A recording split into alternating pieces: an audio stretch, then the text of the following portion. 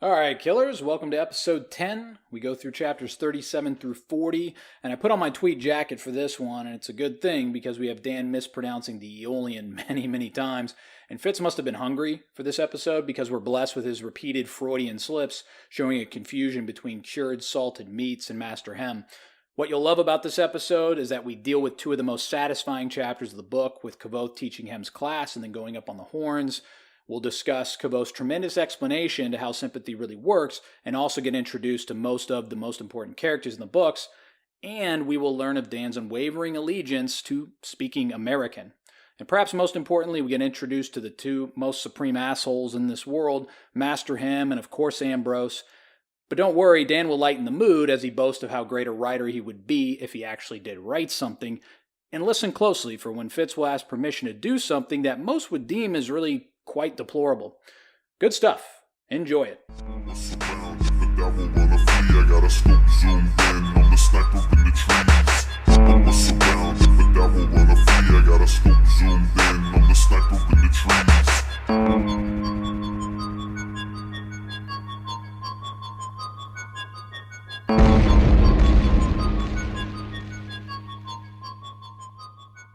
Welcome back, killers, to the utmost killer broadcast, King Killer Podcast.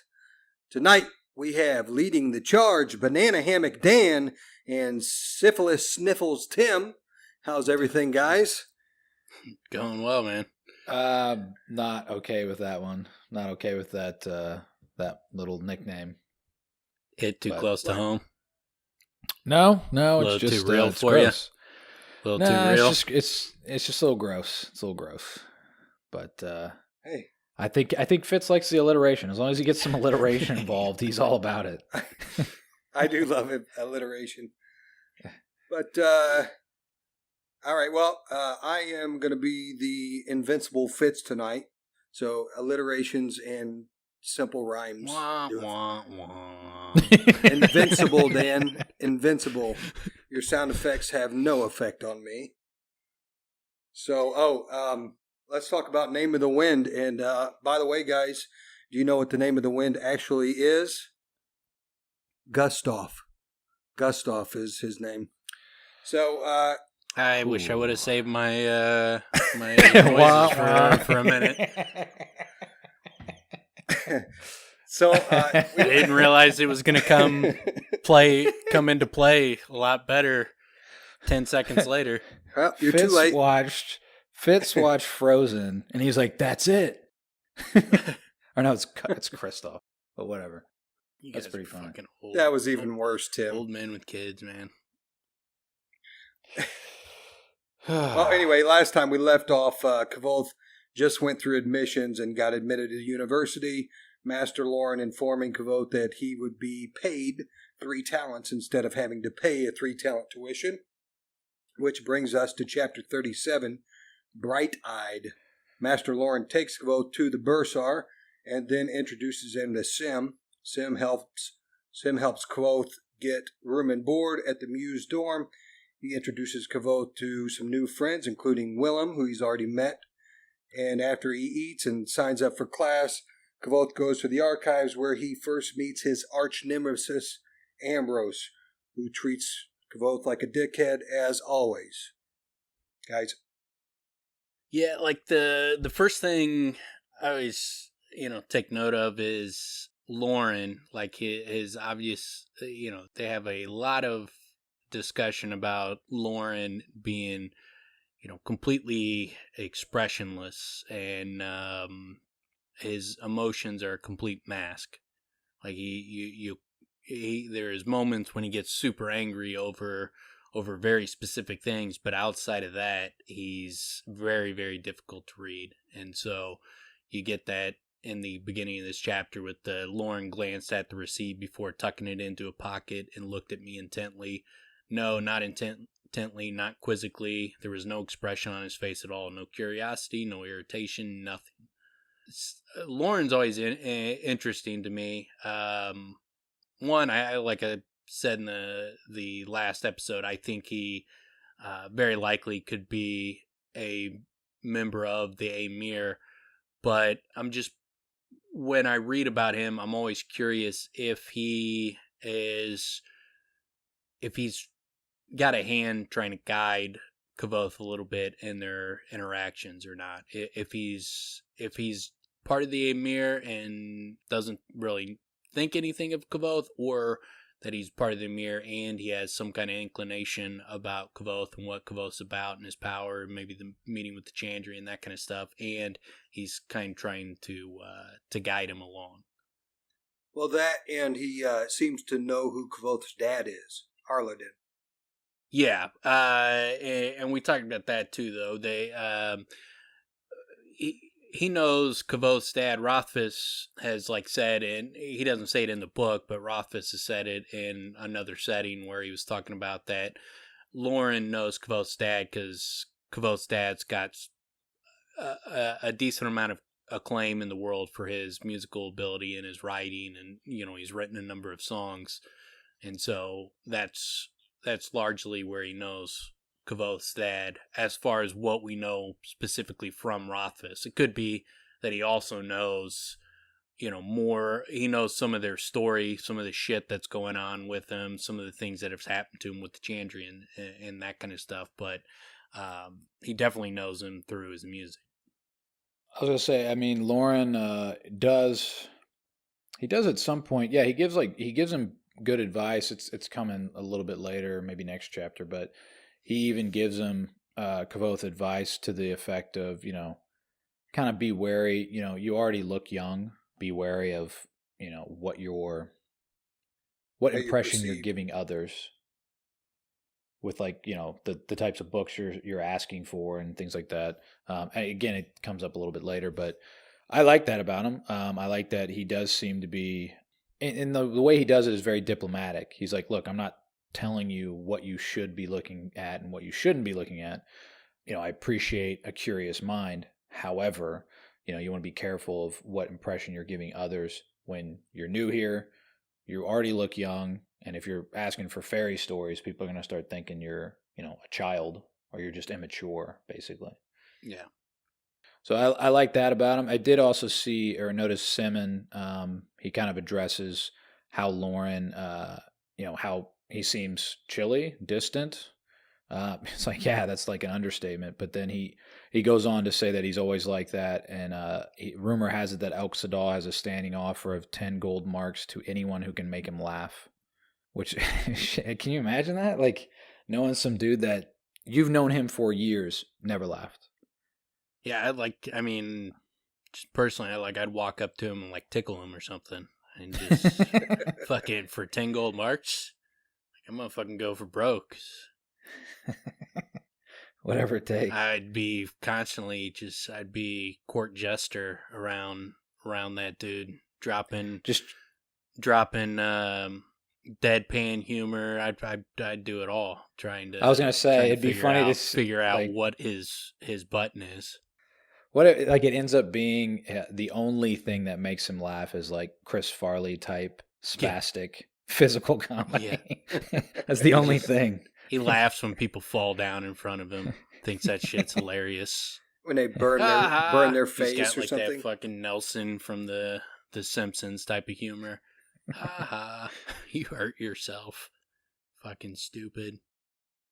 Yeah, well, and so going back to the beginning where he's takes Kvothe to the bursar, let's call it. He does say there was the problem that there was no precedent set for giving out funds for enrolling to students. So this has never even happened. We knew it seemed unusual when it happened, but this gives it another depth, right? Like he's setting a new precedent. There's a record for lowest tuition ever where he's actually being paid to come. It's like their first scholarship, basically. Yeah, and it clearly, especially when you think about all the people who came into the university, Eolian being one, who came into the university, got in at a slightly younger age than Kvothe. I mean, there's obviously a lot of talented people roll through there, and he's the first one. They're like, dude, we will pay you to come. So yeah, I mean, obviously distances him. He had to wow them, which we just talked about, and which he did in his admissions. And then he gave he did a tremendous job. he cheated, did a tremendous job, but then he also gave his speech, which was fucking great. And it earned him that new precedent, which is pretty dope. Nice to have on the back of the baseball card for old Kvothe here. Yeah, he couldn't even resist, like, just keeping that in his back pocket. Like, he let that loose and spread that out in the world. Eventually he spreads that rumor out there so everybody knows that he got paid to come to the university. Oh yeah, I guess that's true. I was gonna say when he had a chance when he first meets Will and Sim, and they're all talking about what their tuition was, what they had to pay, and then he rolled into something else, like sort of changed the subject before they could ask him. Well, yeah, then that noble kid comes in and starts crying about how much he had to pay, so it probably wasn't a good time. Yeah, Savoy. Yeah, Savoy. Yeah, he didn't want to come off like a prick, but once he starts trying to build up his notoriety, that's when he let slip that he got paid to come there, and once that rumor spread throughout the university. But then, obviously, then we get introduced to Simon. I like Simon. Simon's, he's kind of vanilla. He's smart, he's nice, super fucking naive though. Yeah, I was super gonna say fucking naive. Yeah. But he's like innocent, Yeah, But because he's good natured. He's a genuine good person. Yeah, and he constantly does not know when to shut his fucking mouth, because like he's constantly spilling the beans on fucking shit throughout both books, where it's just like, dude, how many times do you have to be the one that fucking spills the beans? Like, as a person who, like, I'm the opposite of that guy. Like, I would be the last one to fucking spill the beans on a secret. Like, seeing Sim, like, I'm more like Kvothe in that relationship, where I'd be like, dude, I'm gonna punch you in the face if you do not stop telling everybody my damn secrets.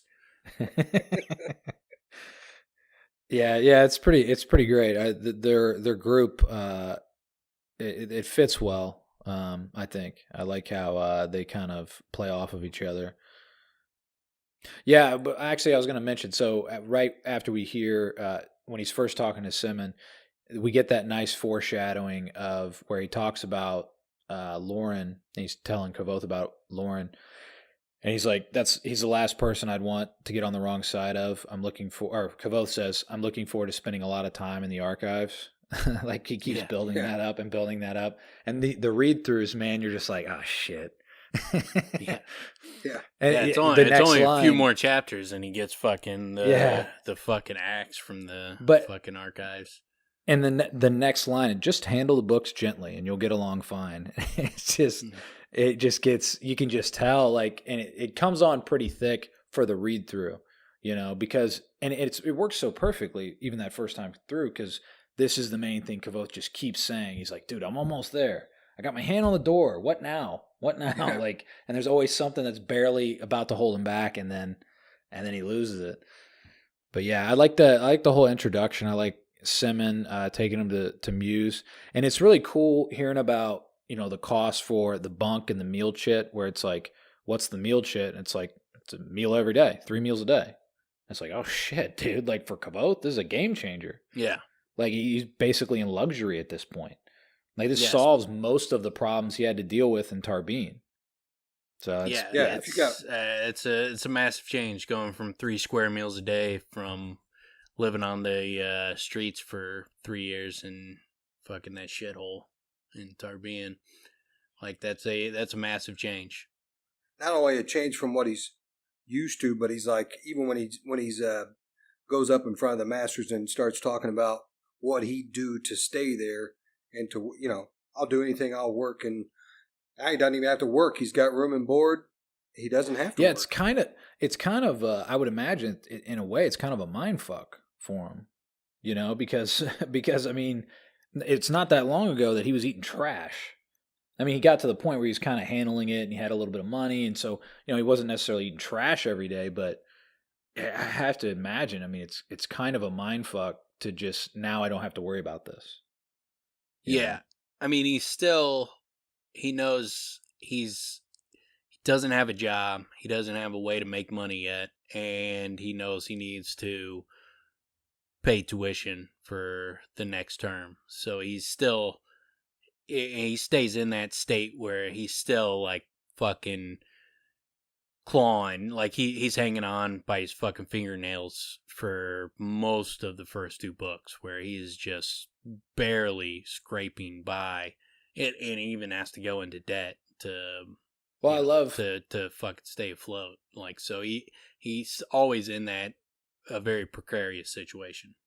I love that motif that he continues to do throughout his entire, well, I was going to say his entire life, but the books, where every time there's the prospect of money, we get, I could do this, this, this, and this. It's always what the money represents that it frees up for him.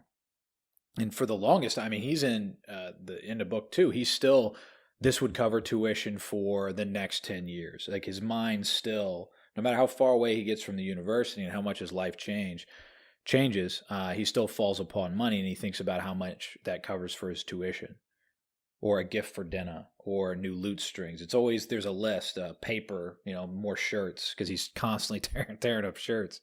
But there's always that list in his mind of like the things he could have if he had the money. So obviously that doesn't leave him. Not until, he's at his lowest point, where now he doesn't have to worry about money, but he's got all his other problems at this point. Yeah.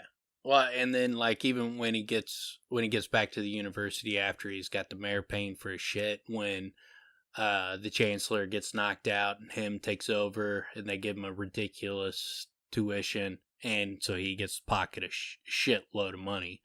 So he's got a ton of money, and it's always interesting. Like, you see someone who goes from broke to having a lot of money, and just all right, let's fucking go to the finest fucking restaurant in town. Let's fucking do it up.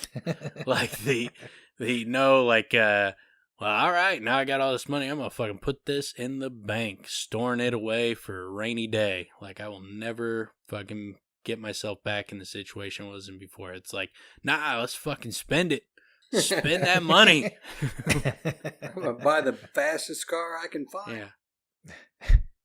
Fucking. It's that Fitz always talks about true to life. That is very true to life. Fucking yeah. When people go from broke to having a lot of money, they usually are not responsible with it.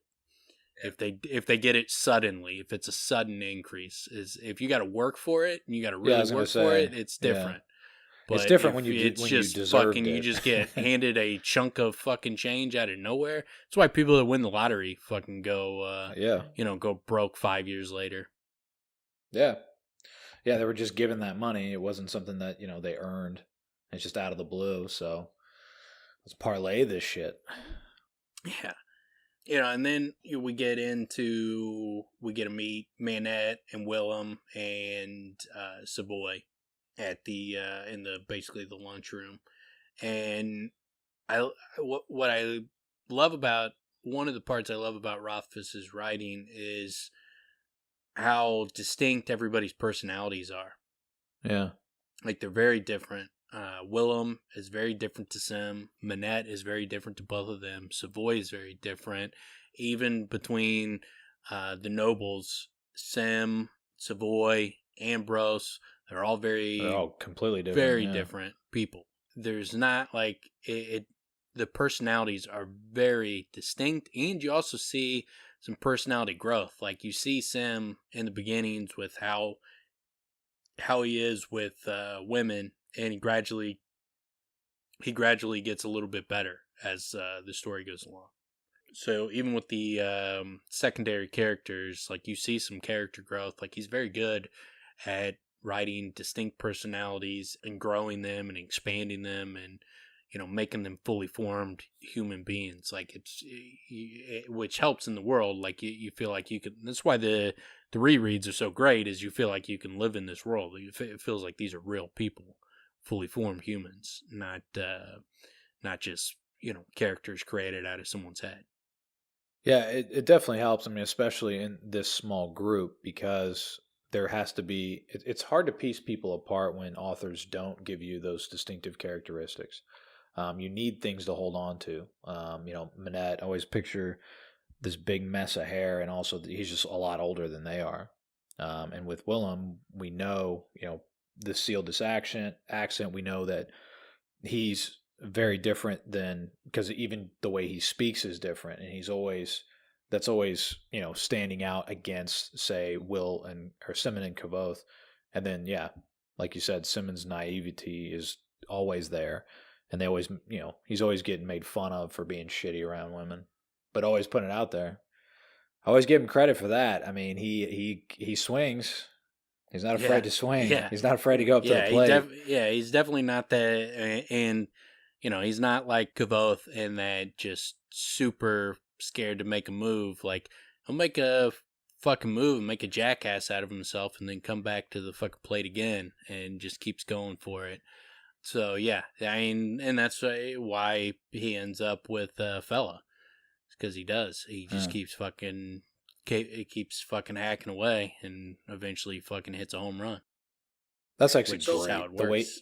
The way he writes that is so good. Just that the moment of how that plays out and how Kvothe witnesses it, and Fella's like how she sees Sim. It's really good, man.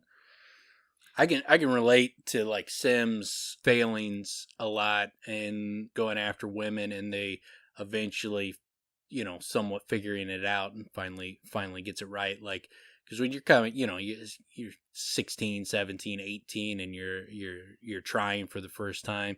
I think about things that I tried to get a girl, and it was just like, what the fuck, moron? Yeah. Like, if I could go back and talk to, like, no, wrong, fuck, you're totally wrong. You have a completely misguided, unrealistic version of what women want. Like, you're this role you're playing is just, no, it's not gonna work, buddy. And like, you got to fail so many times, and then you get it, you get a girl, and it was like, well, what the fuck did I do this time? What did I do differently? And then all of a sudden you start figuring it out, and like, oh, okay, I get it. Obviously, confidence is the big thing, and that's what kills Simon. Is he's willing to go to bat, but he doesn't have that fucking that cocky swagger. You gotta have some confidence. So can I ask some world building stuff? Speaking of Sim, they mentioned that he is nobility of some degree of nobility, and when Savoy comes and starts talking to him, he basically rips Sim's family. I'm guessing because he's not as highborn as Savoy is. Is that accurate? Yeah, that's what I picked up. I mean, it's tough to know for sure. Probably, more than likely. Because we get a couple things. We get, like, there's a chapter where Willem tells Kvothe that Simon's dad is a Dutch, whatever they call those guys, the fucking Duke. Duchess or whatever. Paper Duke is what he called him. Yeah, a Duke. And so he comes from a Duke, which a Duke would be, the only person who would rank above a Duke is a king in our world. I don't know if it's exactly like that in this world, but it's probably of the similar vein. So he's high up in that Aturan lineage, but also the Aturan Empire has collapsed, and it appears that it's looked down on. Because Will was like going like, look, you know how it is with people from the Aturan Empire, like you don't. He's like, I don't hear you talking about being from from the Rue. And Kvothe's like, do you think I'm embarrassed about that? He's like, no, but you don't talk about it. He's like, same for Sim. So I get the impression that they're looked down upon. The Aturan nobility is looked down upon by the other groups, but that doesn't mean that he is lowborn. Like, he's clearly he's in a family that's got some money, and he's at least close to the realm of being a king in his own right. I mean, he's a like fourth or fifth son, so he's way down below his dad that's a duke, but that his dad as a duke would be in the line of succession for the Aturan Empire to be king of Atur. So he's noble. It's just that the Aturans seem to be looked down upon. So I that get brings the me. impression. So I Go was ahead, going to Tim. say, I get the impression that maybe they're like a newer dynasty, and Savoy's from an area or a family that ruled for much longer. Like Yeah, he when he talks says about longer bloodlines. 50 generations is what Yeah. Savoy says. He says he's got I think he says thoroughbred horses that It's such a stables weird. that have. It's kind of a weird thing for me to try to. I mean, I've read about and I've heard about people who are nobility. It's so difficult for me to put myself in the shoes of somebody that walks around with their name. You know what I mean? What, do you know who I am? Do you know who my father is? Like, it's so freaking lame. I mean, Like, I can't imagine being like that, but I've hung around people that were like that, just like growing up. I mean, you hang around with like a kid whose dad has even just a little bit of money, like not rich, like they might seem rich when you're a little kid, but then when you grow up and you realize, like, dude, you were like just like upper middle class, man, like but you like were Spoiled. very, very, very proud of shit you did not have any part in. Like shit your dad did. Like you had no part in it whatsoever. Like they, walk around. Like I mean I can picture plenty of dudes that were obnoxious like that just like had this air of superiority that was not earned. And obviously, in our group of people, like we had no respect for those guys at all, and we would shit on those people, and they couldn't handle people like us because we did not respect them. we didn't it's even one of the pretend to. biggest. But I mean, yeah, ever I since couldn't being a imagine child, being like that. I mean, it's one of the first things I remember just like as a massive turnoff. Like, get the fuck away from me. I don't want to hear you. I don't want to be around you. Like, I don't give a fuck who you are. Like, I don't care about I don't know, man. It's a weird thing it's a weird sort of vibe to pick up as a kid. You know what I mean? Well, I don't know. I just always remember it's something that it just doesn't compute in my mind of like someone has to respect you because of it's very like political type of angle, and it's just so whack. I don't know. Yeah, It goes against those everything snobs, that I man, feel. they're the worst. Yeah. The absolute worst. I like But, hold on, one thing I wanted to kind of like just to give a little clarity on kind of how I see the world as far as we're talking about like the Aturn Empire. I kind of look at the Aturn Empire like Rome, like a fallen empire that was once very, very dominant, very powerful. Modeg I kind of look at as like the Spanish kingdoms. Ventus I kind of look at as like the British kingdoms. Then you got like the Commonwealth I kind of see as similar to America, more of a melting pot. You got the university where people are going, and there's people from all over the place. So I kind of see it as a melting pot like America. Sealed, I see that as like the African kingdoms. And so that's kind of, and then Adimre, I look at that as like a Japanese culture, where that's how I picture them in my mind when I'm trying to put it in our world's perspective. That's the way I see those places. There's a couple of cultural characteristics that jump out, like from Modegans. They seem to be almost like an Italian or maybe like a Spanish type thing where they're big in fashion, it seems, and they're kind of like a sensual type of flamboyant people. Yeah. And then the Seal Dish seem like this would be like the Swiss now, or the moneylenders. It used to be the Dutch, right? That was kind of one of the big things that they kind of controlled or wielded a lot of power through finance. So that seems to be because it seems like they have the hard currency. They have the currency that everybody wants, or that that spins the best. So I don't know. Those are the kind of the couple of things that jumped out at me. Junpui, for whatever reason, I always thought was Asian. It just seems like Japan. It seems like some island somewhere. Maybe it's just the name, but it seems like an island. The only real things from... like we know about Junpui is like he lands in Junpui when he's going to meet with the mayor. Like when the ship gets attacked, like he lost everything, and he's like, having to steal and scrape and scratch for food and shit while he's there. He just kind of brushes over the time there. He doesn't talk about it, but and then we know like their law is super hardcore, and we know like people talk about like you don't want to be just walking the streets of Junpui is not safe, and so it seems like it's it's kind of a third world type of country in this world. Like it's more gangster and dangerous. It's not as civilized. But so, that's Junpui's part of the small kingdoms, and Yill's probably part of the small kingdoms.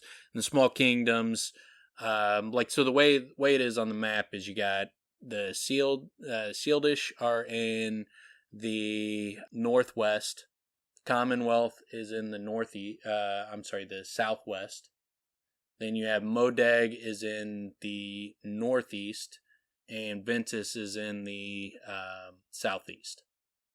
And like in the small kingdoms is kind of like Mexico to those four corners. It's kind of below, but a little bit in the middle.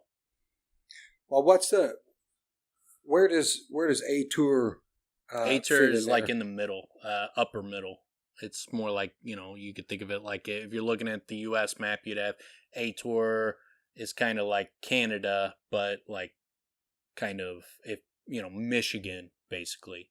Yeah, like the Great Lakes sort of area. Yeah, just like kind of middle, but right, split in the U.S. And then you got the other four in the corners, and then the small kingdoms kind of bottom middle. So is Atur, is it still a viable country or region, or has it become something else? Yeah, it still exists. Like, I mean, Sem is part, a nobility of the Aturn kingdom. It's just, it's not an empire anymore. It's not a dominant empire like it was. That the empire collapsed, I don't know, 300 years ago or something like that. Right. Yeah, that was my two questions about Sem and then Atur itself. So thanks for that, because that's we go through this and quickly, and for guys who don't know, that's a lot of world building there that you wouldn't pick up on. Yeah. He does a slow progression, and I mean just that in itself, the discussion between Savoy and Sem, and seeing how different those two characters are, but they're both nobility. I mean, it speaks to how far-reaching, that world, or how old the world is, or had the influence and how that influences through families. It's it's pretty cool, and I like this whole section of we learn like Manet's game. Manet's game is like Manet, whatever. That he's going to live at the university forever. And he's not going to try to exceed expectations because he's keeping his tuition low. Like he's kind of gamed the system. He's not playing the game of trying to prove himself to all of his classmates. You know what I mean? Like he's like it's interesting to hear him describe it, because when I read that, what I'm hearing is that that's what he's kind of saying, but not that boldly. But that's what he's saying is like he keeps his tuition low. He doesn't want to exceed expectations to where then it becomes expensive for him. So he's kind of always trying to fly under the radar, but you get a good feel for both Manet and Willem from the very beginning when they first speak. Like with Willem, it was already met him. Willem said he was the dark-haired, sealed him from the archives. You really were headed to the emissions, he said, mildly surprised. I thought you were dealing me false iron. He reached out his hand to shake. Welcome. Telu anyways. And then Manette. Telu anyways, Manette muttered, looking me over. He was at least 50 years old, with wild hair and grizzled beard. He wore a slightly disheveled look, as if he'd only woken up a few minutes ago. am I as old as I feel, or is he as young as he looks? And you kind of get especially on the Audible, when you're listening to the guy read it, you get just a small piece of their personality with their very first sentences that they say. Yeah, what is it with with that guy? I mean, obviously you just explained a lot, but he's a 50-year-old guy just living his life at the university, just a lifetime student. Is it? Yeah. Do they ever give any? He's just there for the long haul. That's all he wants to do with his life. What he's doing, he just wants to keep doing it. Yeah, he's a strange. He's found his niche, and that he's happy there, so he's just gonna fucking stick it out and ride it out. And he's respected. Even though he's an Eolian, like none of the masters treat him like he's an Eolian. They got him teaching other students, and so he's respected. He likes it. Keeps him, gives him he reminds me of like one of those dudes that gets into the army or something like that, and just becomes like a lifer, and just gets in that. They like that regimented lifestyle, and they just stick with it for fucking ever, not pushing, because it's different than like people that get stuck in that university life where they go to school and then eventually they become a professor. He's not like that, but he likes that regimented lifestyle. We get cool little what you mentioned there, that the professors don't treat him like he's at a lower level, and we also get these impressions in how he leads Kvothe in the fishery, where he gives him like really good lessons, and really good perspective on things, and he's subtle with it. He's not like barking at him to tell him what to do. He's giving him good advice. So it's almost like he's a counselor without the title. It feels like, and even better because he's his fellow student. So there's not that separation that you would have, or the judgment, so to speak. Yeah, I mean, he's if he wanted to, he could have already got his gilder and gone through the Arcanum and became an Arcanist and gone out and did any number of things, but he's like, nah, I'm good, man. I'm good with fucking staying a freshman forever. Speaking of that, Dan, can you, while we're just hashing these things out, can you explain the levels of being a student? I know Kvothe at the end of the next chapter goes up to Arcanum from Eolian. Is that right? Freshman is Eolian. Well, he's not a part of the Arcanum until he gets raised to Eolian. So before, it's just like you're basically like on a trial period. You're not a member of it until you get raised to Eolian. So you got Eolian, and then Relar, and then Eltha, and then Arcanist. I like one of the things that I like about the university is it feels like it kind of levels what would be a caste system, if you know what I mean, like, or to some degree, like in the sense that Kvothe has a very lowly bloodline, so to speak, but he's on the same level, and then very quickly above guys like Savoy and guys like Simon, people that have nobility. It doesn't matter. It's all about achievement. It's about what you bring to the table, which is pretty great. I mean, it's especially great when you're rooting for Kvothe, because now he's in this element and he can earn his stripes. He can get all the respect just by going through what everybody else is doing and showing his abilities. Which it's a lot. Nice. It's very similar to current day university. You got freshman, sophomore, junior, senior.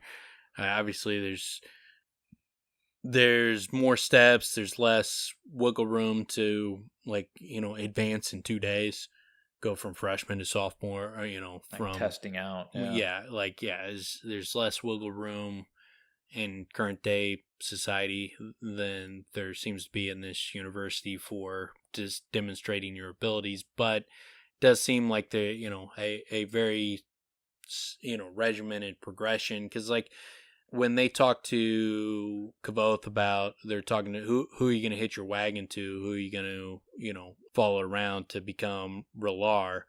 They're like Arwill, the master of the Medica.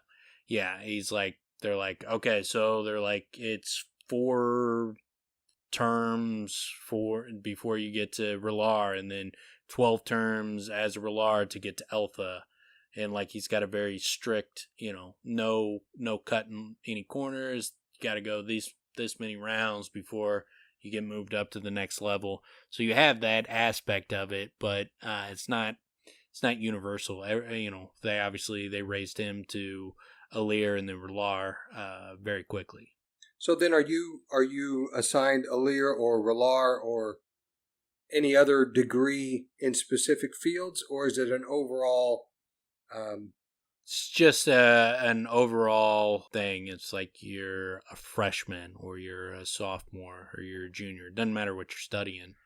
But one of the masters has to raise you. Like Eloden raises him to, Kilvin raises him to Alir.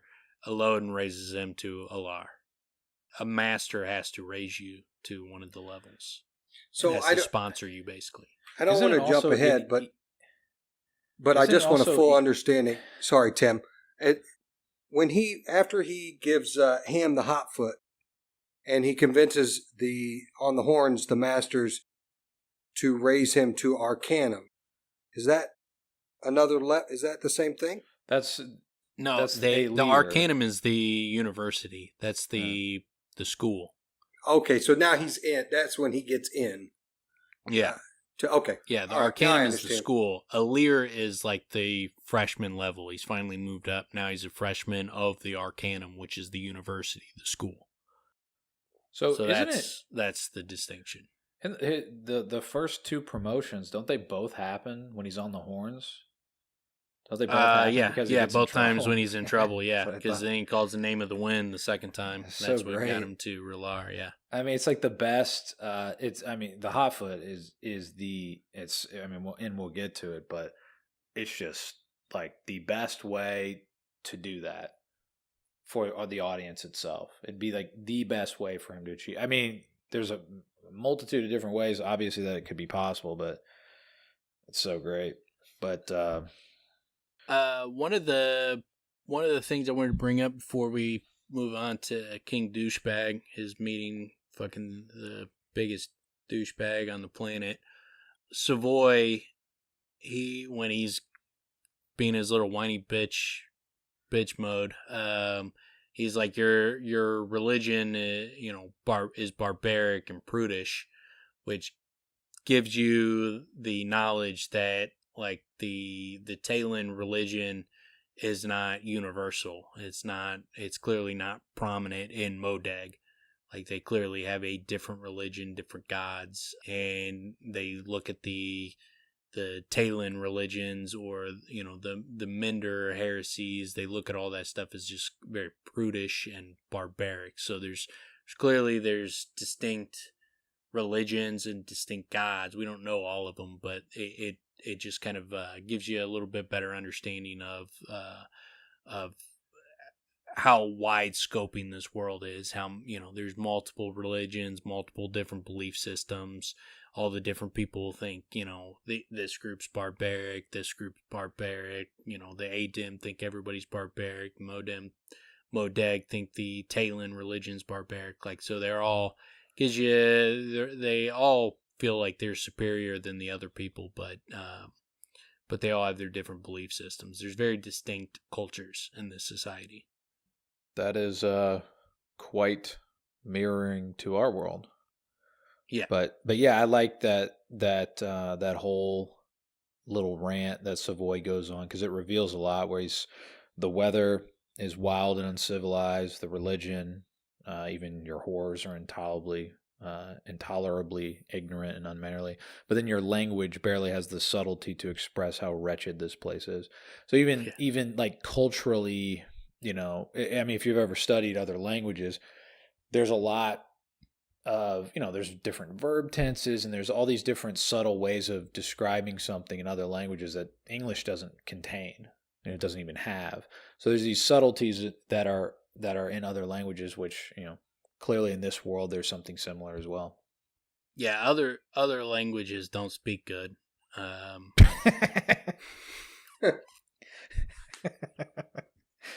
That's the best way to put Nice. it, isn't it, Dan? Yeah, best way to put it. Why do you need all these words? It's like I asked my vocab teacher when I was a kid. I was like, well, I don't understand why we need all these extensive vocabulary words. And she said, well, you want to be able to express yourself. And I'm like, well, isn't the point of expressing yourself making someone understand? And if they don't know the fucking words, then how are you expressing yourself? You just use the simple words, and then everybody will get it. Speak American like a fucking civilized person. Jesus. Exactly. I like how USA. Nice. That is perfect. Perfect. Typical American arrogance. And then speaking of arrogance, we run into Ambrose next.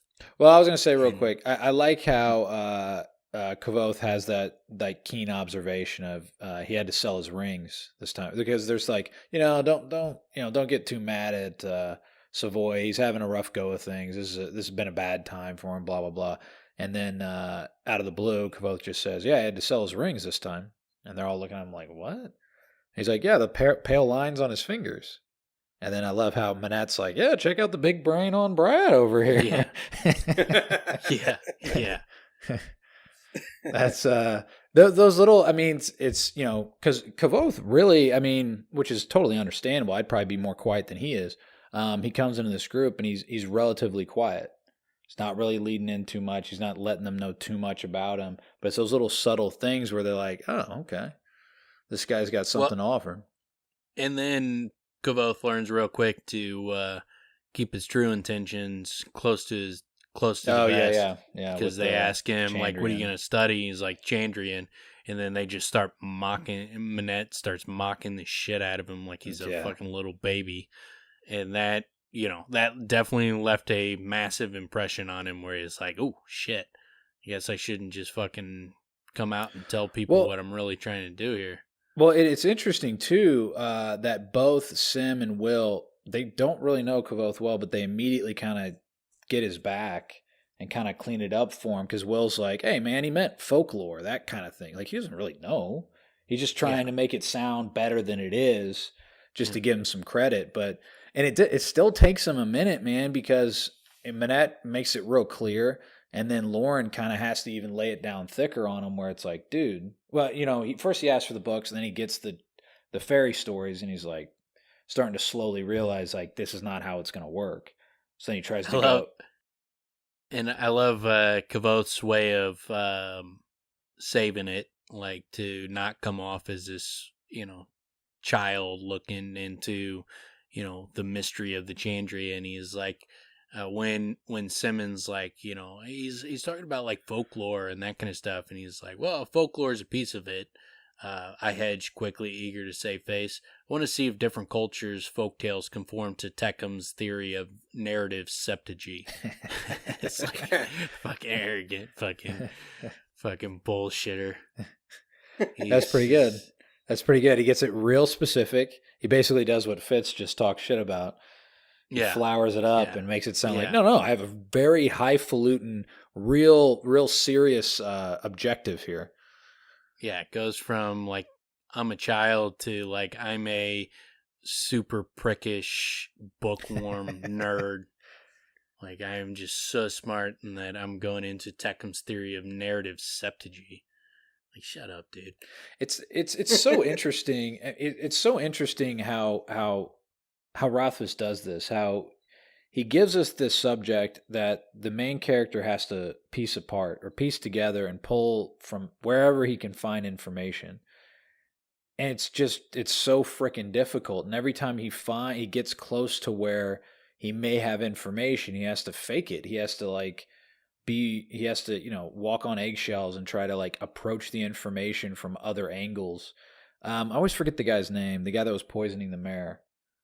Caudicus. Yeah, so with Caudicus, he has an opportunity there where he has, but again, he has to like play these little games. Well, and he kind of doesn't approach that anyway because he focuses more on Lackless, I guess. But yeah, it's so interesting because it ends up being, it's always in the background. It's always this sort of, sort of this cloud that's above us that we're trying to like figure more out about, but it's very difficult to do because everybody looks at him like he's a jackass because they're children's stories, they're fables, so they're not real, they're ghost stories.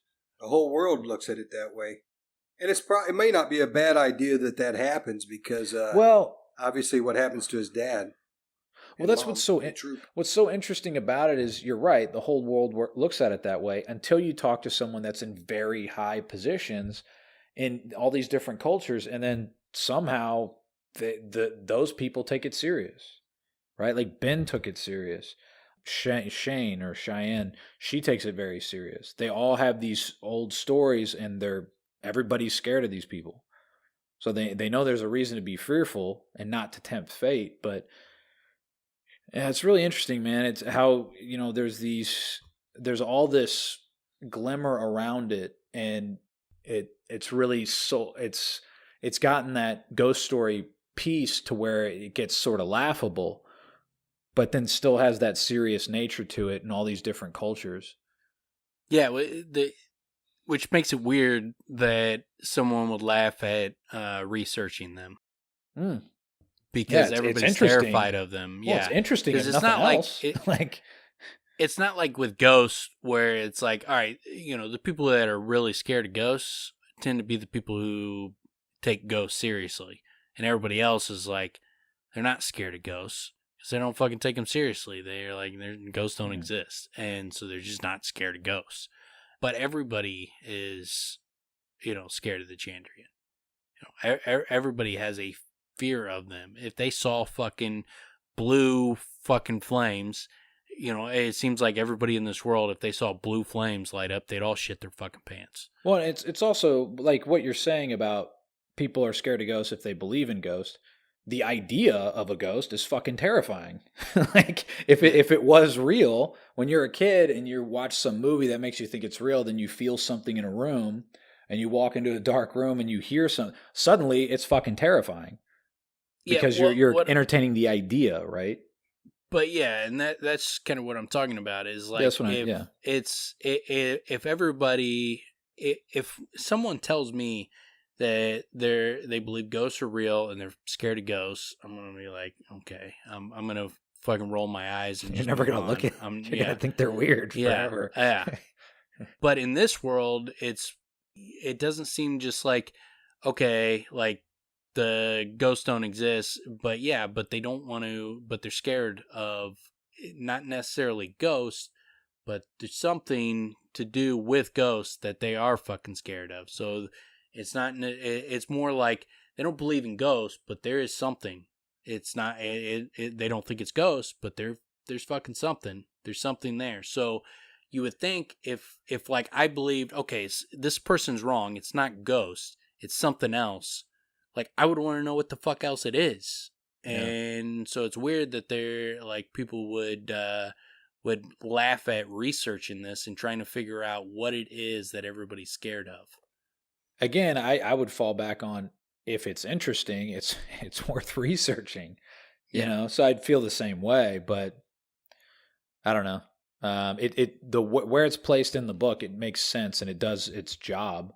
For what we need, because we need Kvothe to start to get shit on for this idea, because where it builds towards. But yeah, it's a little bit strange, especially for Manette, right? You would think he would be one person that would like Lauren says, where it's kind of like, look, I don't shit on anybody for researching something. Inquisitive minds are applauded, especially by me, but you want to be careful the impression you're giving, and Manette just immediately jumps on him for the impression he's giving. Yeah. But it's like you said, the people who have maybe a little higher status know that there may be something to it. Ben, Lauren, and anybody, Shane and Adam. Yeah. Well, and that's what I like so much about it is that it's from all these different corners of Kvothe's experience. It's not just people that it's not just his dad and Ben. He's finding this information from others throughout his life. I mean, even Denna. Scarpy's the big one. Yeah. Well, yeah.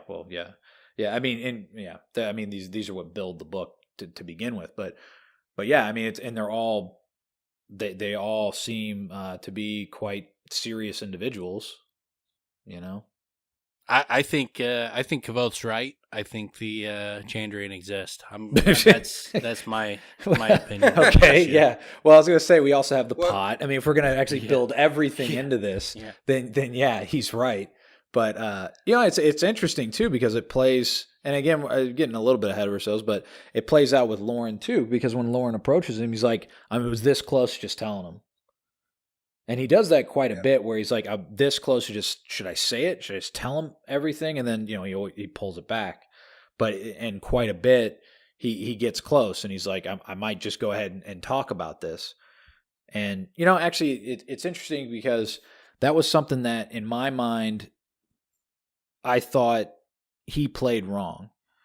You know what I mean? Like because he could have found, and this kind of plays out later, but if he would have talked about it more openly, he could have found, allies in Eolian. He could have found an ally in Lauren, possibly.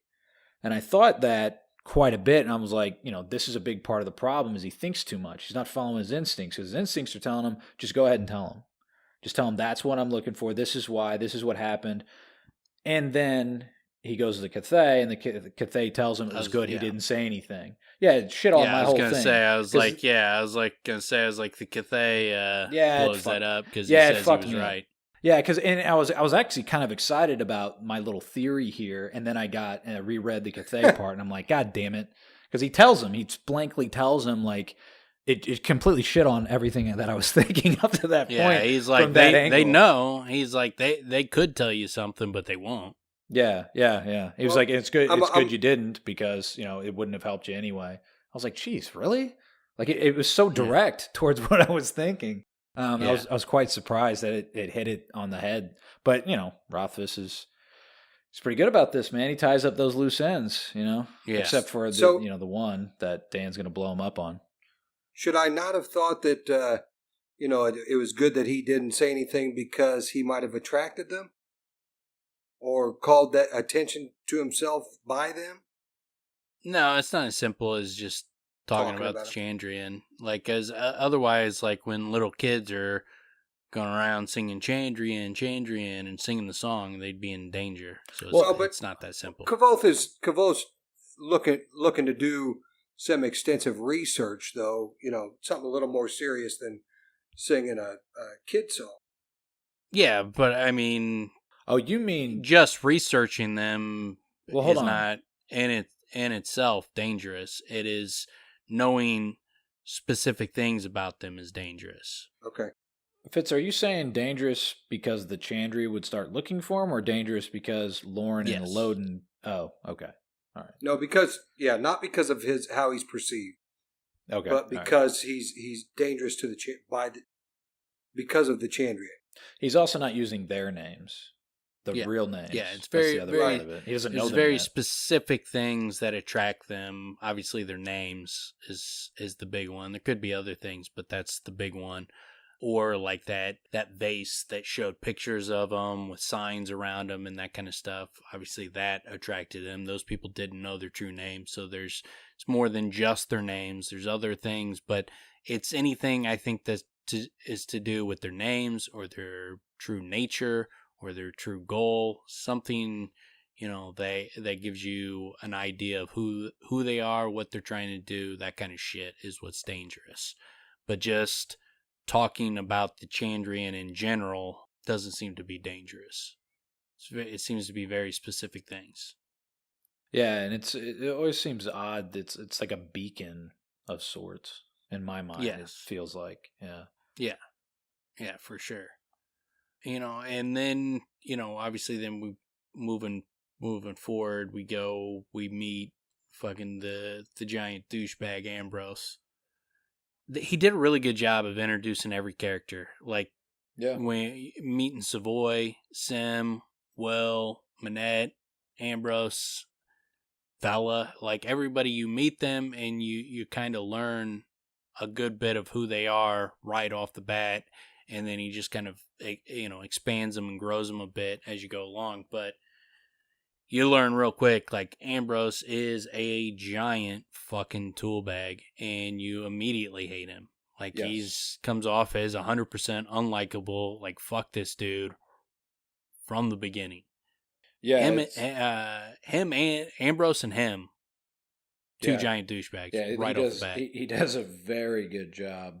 He knows how to write a fucking scumbag and to make the reader really dislike them. That's for sure. There's the great part where Kvothe's like, he's like, wasting your time, I demanded, my temper finally wearing thin. Do you have any idea what I've gone through to get here? Ambrose looked up at me, his expression growing suddenly amused. Wait, let me guess, he said, laying his hands flat on the table and pushing himself to his feet. You were always smarter than the other children back in Claude Hump or whatever little one-horde town you're from. Your ability to read and count left the local villagers awestruck. Took months of walking, hundreds of miles, bumping along in the back of a mule cart. But in the end, he made an expansive gesture with both hands. Praise Telu and his angels. Here you are, all bright-eyed and full of dreams. Which is pretty close to Kvothe's fucking trajectory. So he's not that far off, even though he's a giant prick about it. But he's not that far off. Yeah, man, he sucks. Just it's the mannerisms are right on, and how big of a fucking prick he is. He immediately is like, yeah, you're not in the book. Get the fuck out of here. And he's like, well, no, he doesn't. That's the other thing is he doesn't fucking know, right? And at least Willem and Fella are decent enough to be like, oh, you must be new here. Here's how things work. Instead, Ambrose is like, oh, you must be new here. Piss off, you fucking piece of shit. It's like, dude, what the fuck? Like, I don't know how this shit works, but, that's why you get to know real quick. This guy's a fucking prick and just a goddamn asshole.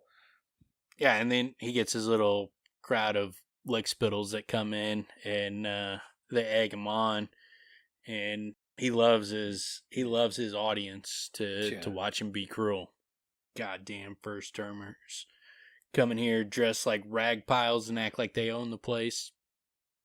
Oh yeah, God, he is such a prick. I forgot he even when he comes back, he even says, so address me as Raylar. Go back to your bunk and thank whatever pagan god you pray to that we're not in Ventus. My father and I would chain you to a post like a rabid dog. I mean, even like, show me respect. It's like, fuck you, dude. You're just a dude at the table. I just have to get through. Fucking, I hate this dude. But, in reality, he is not just a dude at the table. He is a very dangerous, very, very dangerous dude. Kvothe doesn't know how dangerous he is at this point, but this dude is very fucking dangerous. What's really interesting and effective about this little introduction as well is it takes us back to the cruelty that he dealt with in Tarbeen. And, he's got his mealed shit, and he's got these guys that recognize that he's, got some knowledge and all that stuff, but immediately he tries to get in these doors and gets checked, and, that cruelty comes back. But the cool thing is it gets him amped. He's like, yeah, that's fine. This is what I'm used to. Like, what does he say? He says it reassured me. I'd been feeling rather out of my element until Ambrose let me know, in his own special way, that there wasn't much difference between the university and the streets of Tarbeen. No matter where you are, people are basically the same. Besides, anger can keep you warm at night, and wounded pride can spur a man to wondrous things. Which is 100, many of the things that I became very good at, it was directly because either someone said I couldn't do it, or they doubted that I could do it, or like they were like, maybe this isn't for you.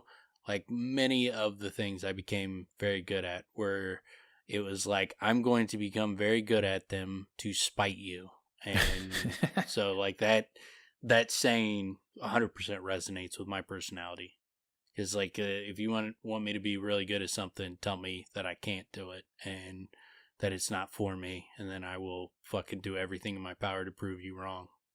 And the other thing that reminds me of is when he's in Tarbean, because Kvothe, saying that, it reminds him of who he is, or at least that the world is the same no matter where you go, and people are dickheads.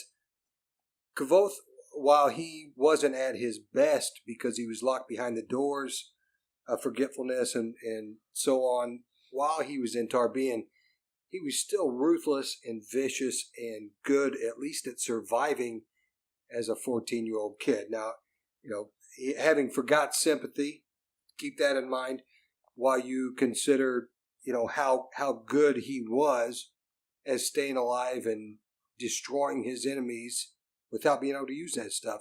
So yeah, it's I don't want to say that Ambrose brings out the best in him, but Ambrose makes him call the win for the first time.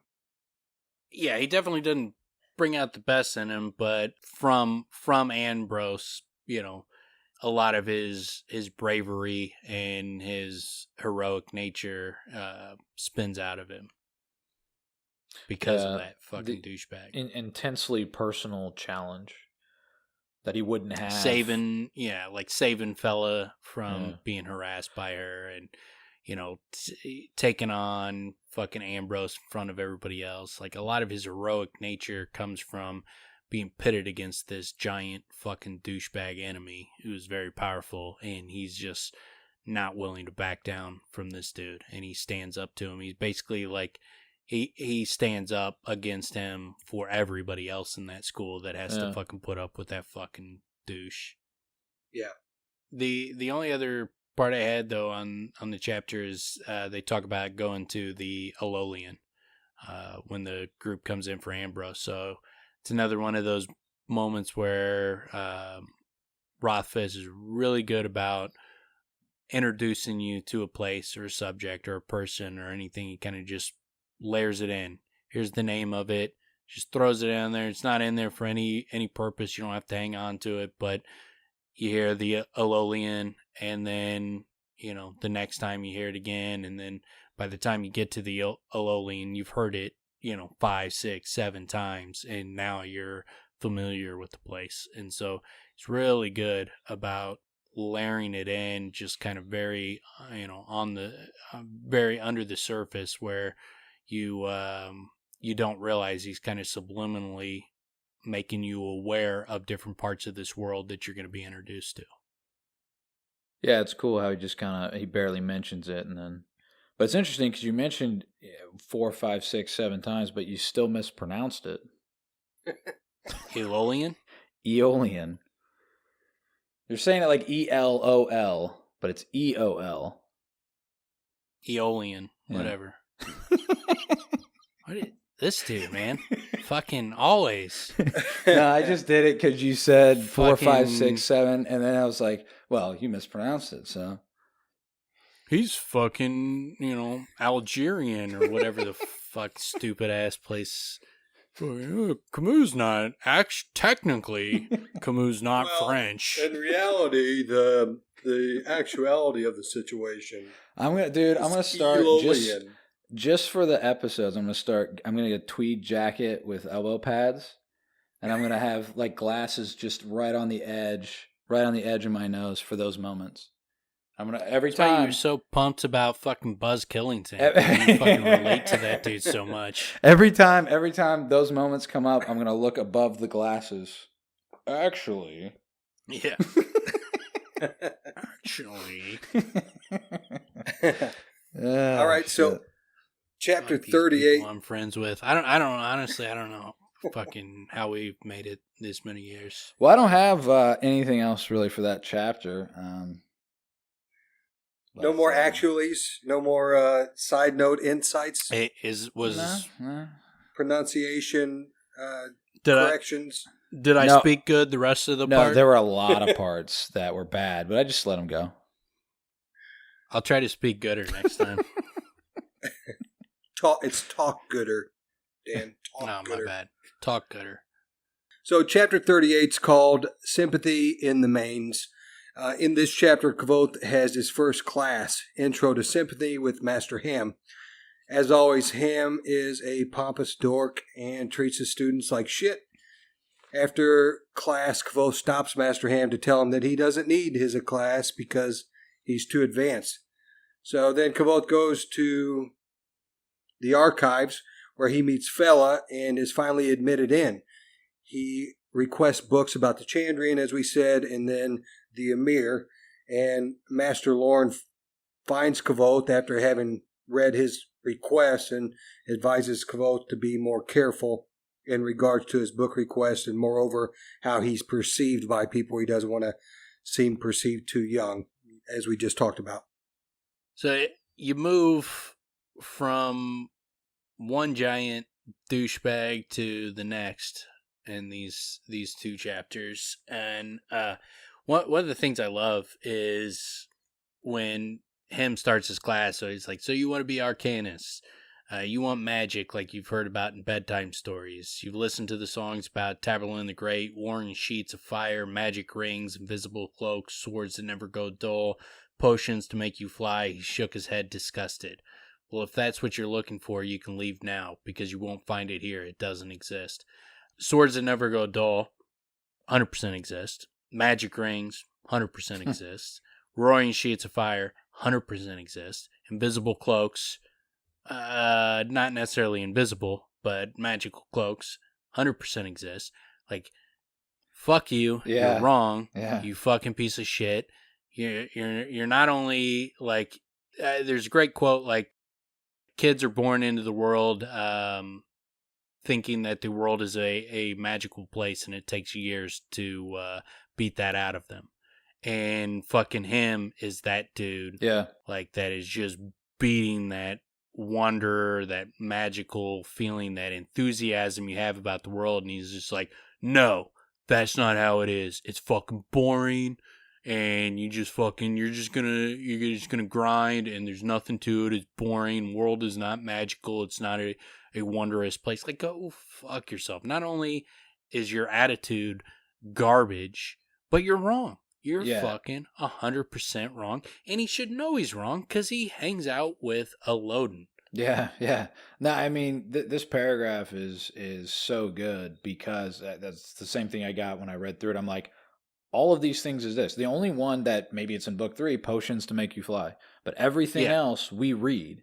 And it's such a perfect example of what we've said before, that this is the last guy that should be a professor.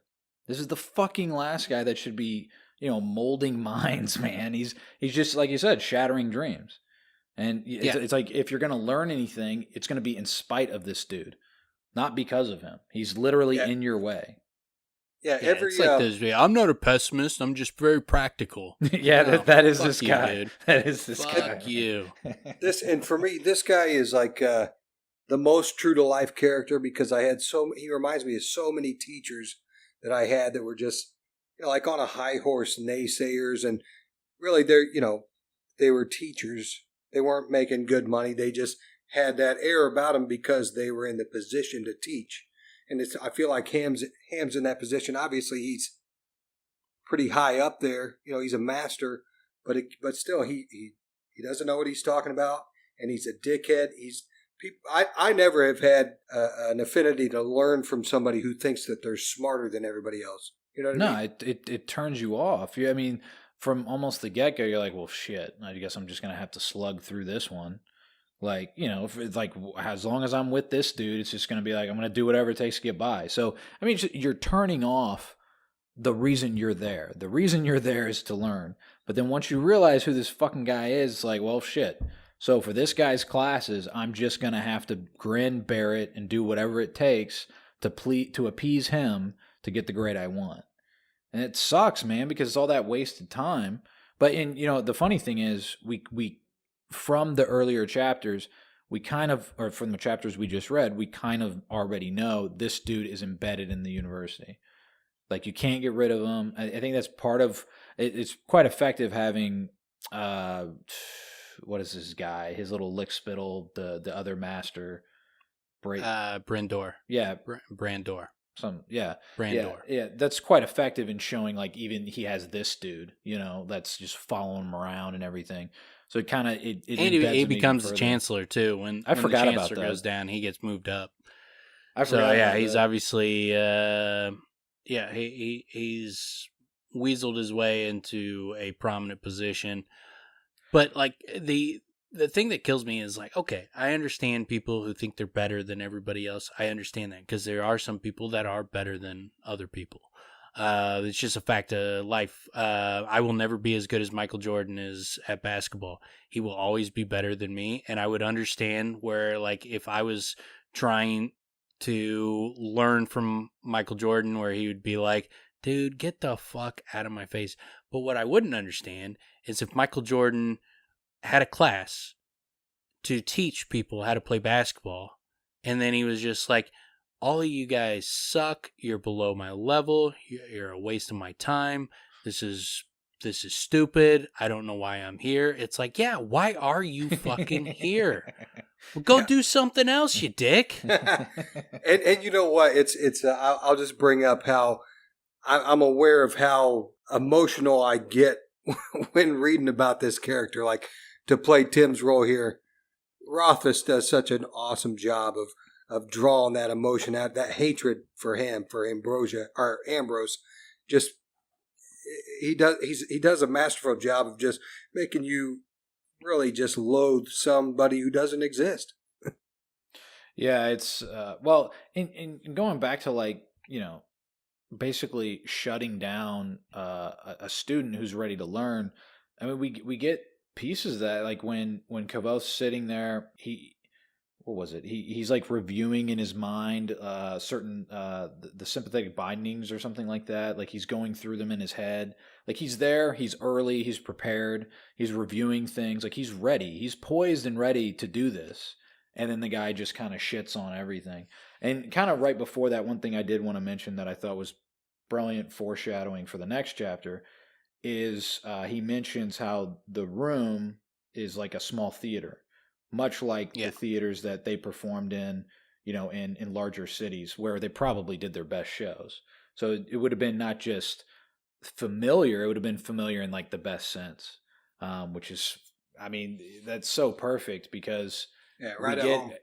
Yeah, and we get a taste of like right at what's about to happen is so perfectly placed for him, and the timing's so perfect. But I'll pump my brakes on going into that too much. But it also is makes it familiar to our world because that is still the case. There are a lot of classes you go to, you would go to, there would be big lecture halls where it's basically a professor on a stage. Yeah, I mean the way he described it, so it's very realistic to a big class in the real world. Yeah, the way he described it, I immediately pictured so many lecture halls that I've walked into.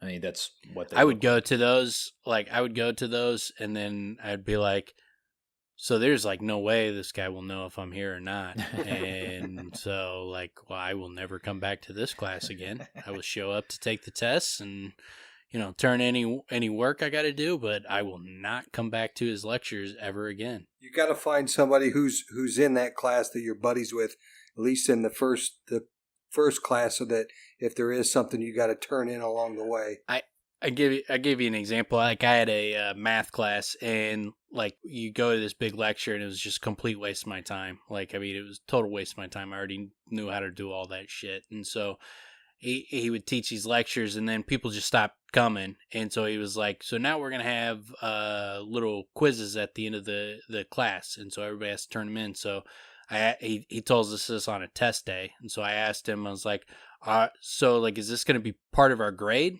And he was like, no, it's not going to be part of your grade. I was like, so if I don't show up, like, it doesn't affect me at all? And he was like, no, but I was like, all right, cool. I'll be here. I get it. Like, all right, I'll be here. Then I'm gonna keep not showing up. I was like, oh, if it has no impact on me, well, then I am not scared by your fucking your toothless threat. But him, one part I would give him credit for, he had a classic line that cracks me up every time, is when the girl comes in and he's very nice to her and like walks her to her seat and he's like, Rhea is like, what's your name? Rhea, is that short for Rian? Yes, it is, she smiled. Rian, would you please cross your legs? The request was made with such an earnest tone that not even a titter escaped the class. Looking puzzled, Rian crossed her legs. Now that the gates of hell are closed, Hemme said in his normal, rougher tones, we can begin. Jesus, man. Fucking great. Can you imagine though? Like, so what one of the kind only of, parts where like I was like, all right, that was good. I'll give you that one. That was brutal. Good. That's very mean. what kind of professor introduces the first class like that? Yeah, but that's a good insult. Like I'll give him credit. That was clever, and the timing was well done. Like to deliver like a brutal fucking slap to the face. That's a brutal verbal slap to the face that lands very well. Obviously, he's a dick, so all of his shit's gonna be dickish, but that's funny dickish. So the simile was a little lost on me. What about it do you think was like the gates of hell? Oh, just it's hot down there, man. The interestingly enough, on the we do get little pieces of sympathetic clock, illish time, calendar, like when he's fucking with people showing up late. They're subtle. They don't really go into the details, but they're little world building things. Because I don't think we've heard much about illish up to this point. Have we?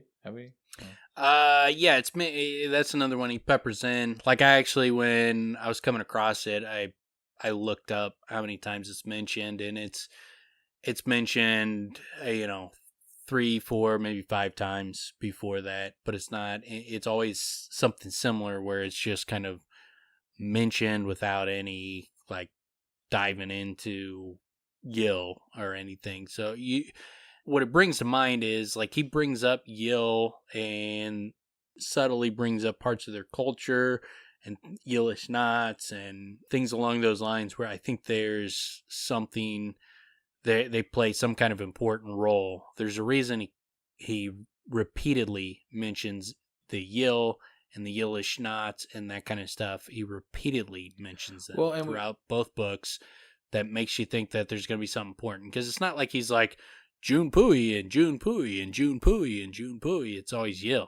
Well, and interesting. I mean, they talk about how they tell time differently, how their calendar is different. Like you said, illish knots. I don't know. It almost seems like a mathematical, geometric sort of different viewpoint of how to approach the world. I like that. I mean, it just builds the world out even further.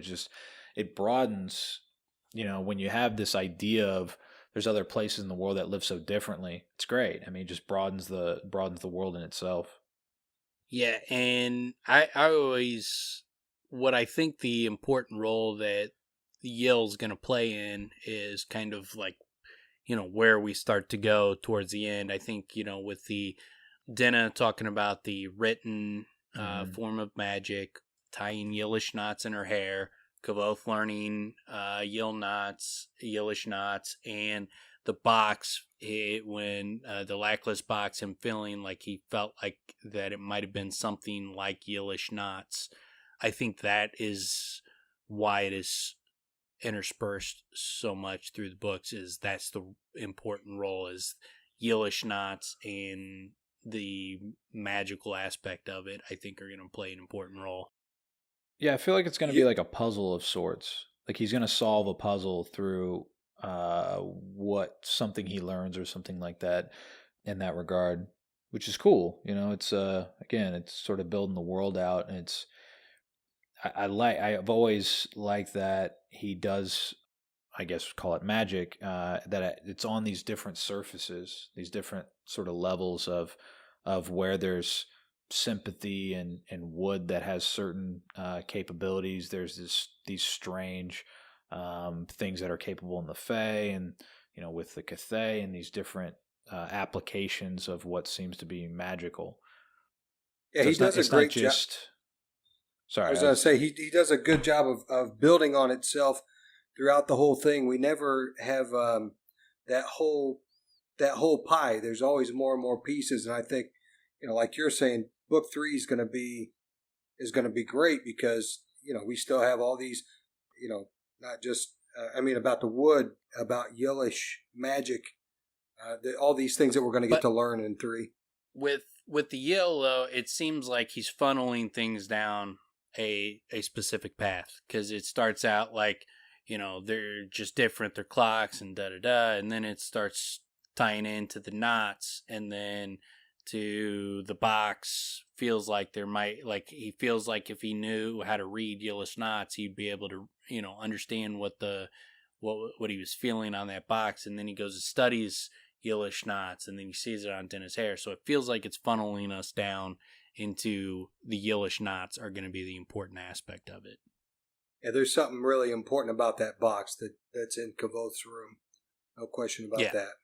Yeah, and I think once he understands how to read Yillish knots and he can really learn it, I think that's going to play a significant role in his being able to open the Lackless box. Looking forward to it. Yeah. And then, once, the next big part in this chapter is him going to the archives, and he meets Fella right off the bat. And as far as Fella's concerned, it was a young woman sitting behind the desk. She was strikingly beautiful with long, dark hair and clear, bright eyes, a notable improvement over Ambrose, to be sure. What's amazing is, if you probably ask 10 people what Fella looks like, you're probably going to get 10 different answers, because he does not fucking just lay it out like Fella is 5'4", dark hair, dark eyes, dark skin, da da da da da. Like, he doesn't do that. He just gives a very broad, very limited information on her, and just lets you take strikingly beautiful and just build whatever your head is going to build with that limited information. I know exactly what she looks like. No question in my mind. I think of like a woman from Spain, an extremely sexy Spanish woman is what I picture in my head, with dark hair and like darker skin, like tan, super tan, like kind of Italian, Spanish, that kind olive Sicilian, yeah, like olive skin. I don't know why, but my vision was very similar to that.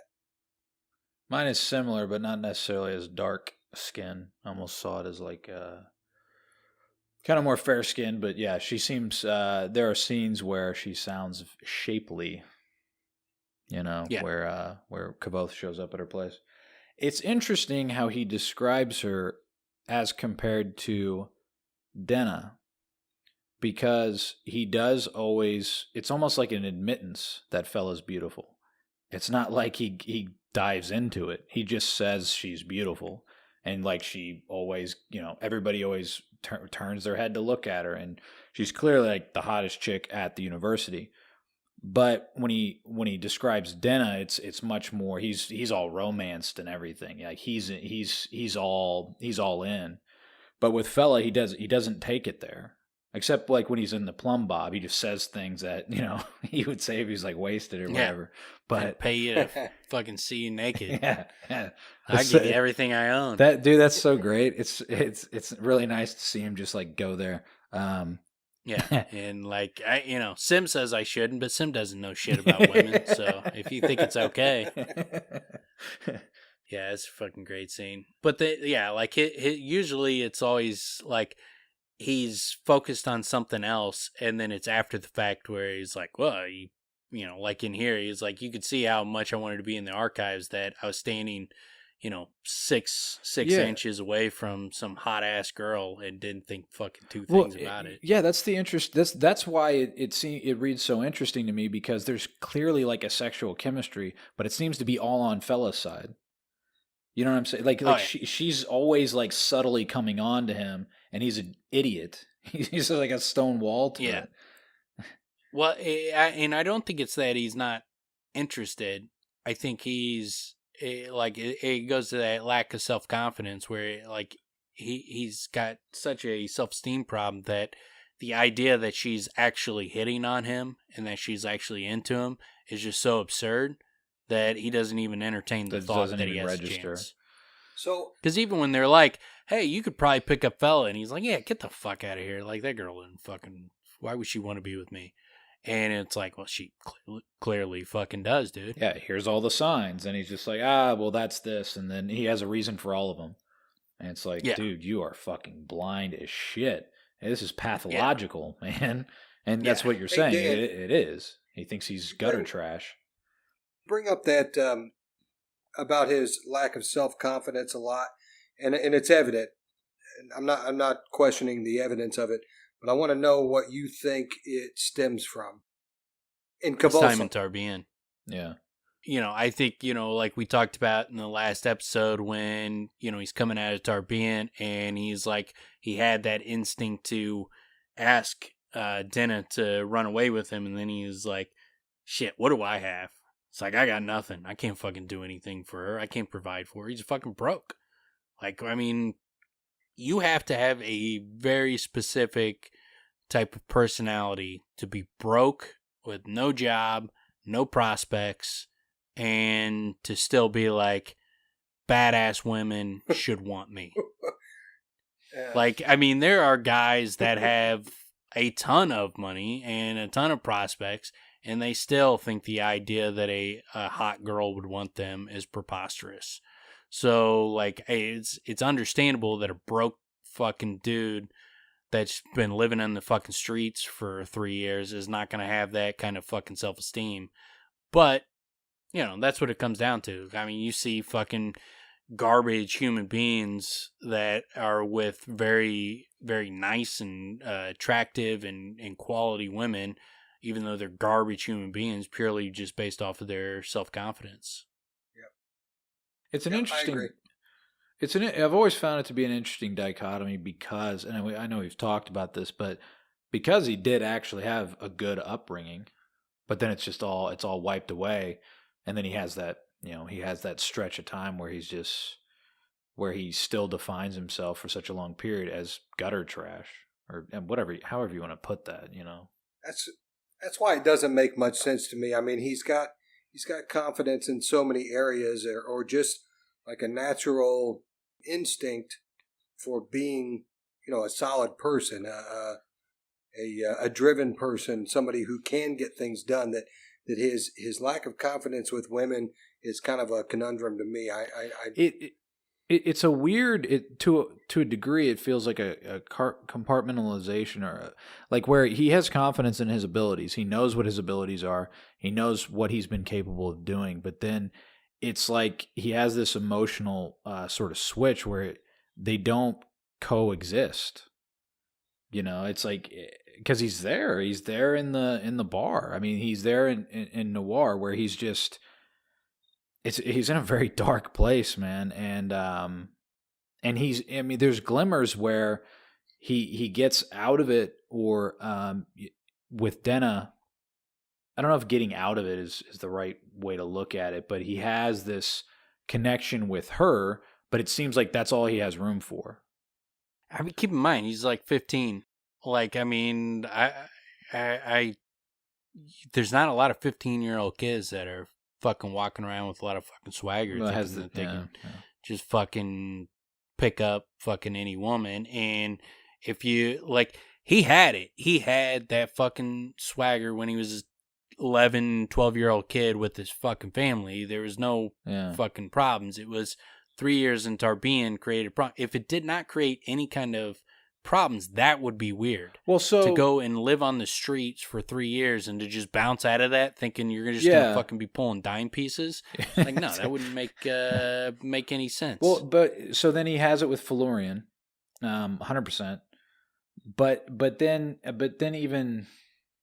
I don't know. It's like it almost like ebbs and flows with him as well, and to some degree. Although I guess the whole time he's on the road, well, yeah. I mean, when he's in Edemra too, he hooks up, but he doesn't have these like sort of. I feel like he doesn't have. He was not confident in Ademre either, as far as hooking up.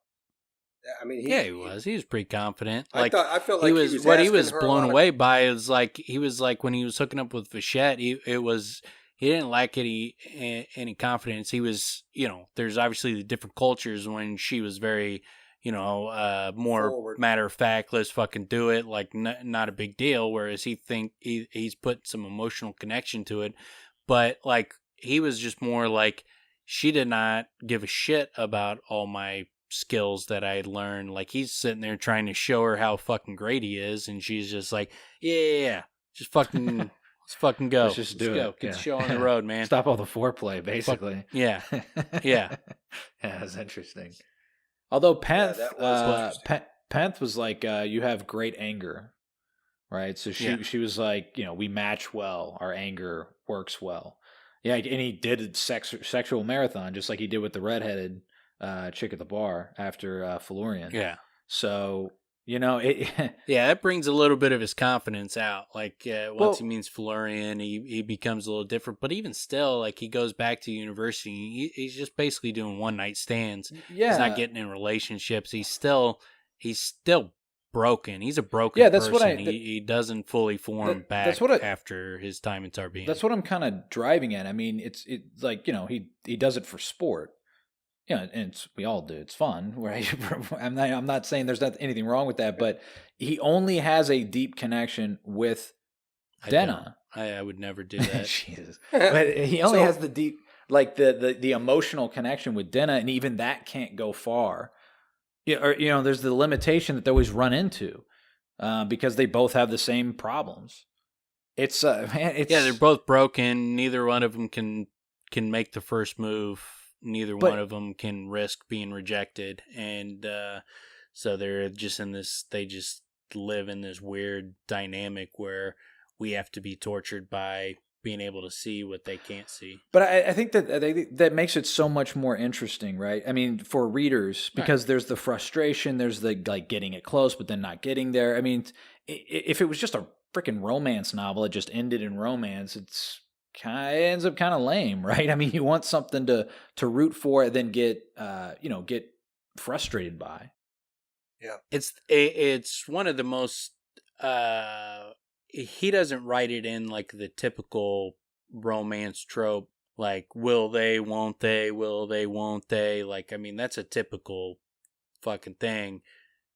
It's more like you're not getting a real sense of that they're going to end. Well, they're not going to end up happily ever after because we know where he's at the bar. So it's more like, are they ever going to hook up, and then how's it going to end in a complete disaster is the way you're looking at it. So there is that will they, won't they aspect to it, but it's not going to be one of those happily ever after fucking stories. It's going to end in disaster at some point, no matter what.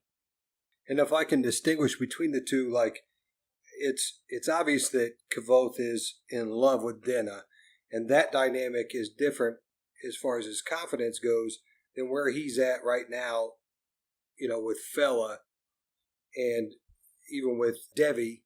It may be that he's the things that we're seeing in him right now is a lack of experience. He's confident in a lot of areas of his life because he's got experience in sympathy.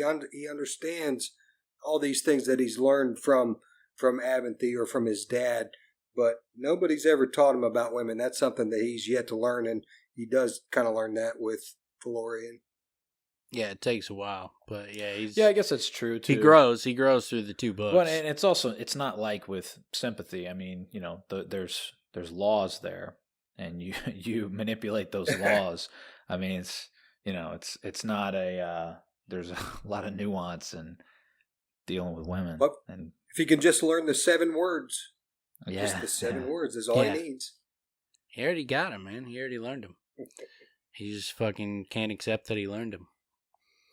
One of the other big aspects that we get, before that, the what's interesting is the first book he picks up is the mating habits of the common Dracus, and so that's when he first first reads it, which has got to be like when you're chronicler and you're writing down the history of Kvothe, who's this badass motherfucker in this world, and then he takes some time out to mention your book. It's got to be a massive ego boost to be writing that shit in. Like, yeah, fucking my book made it in the book. The book.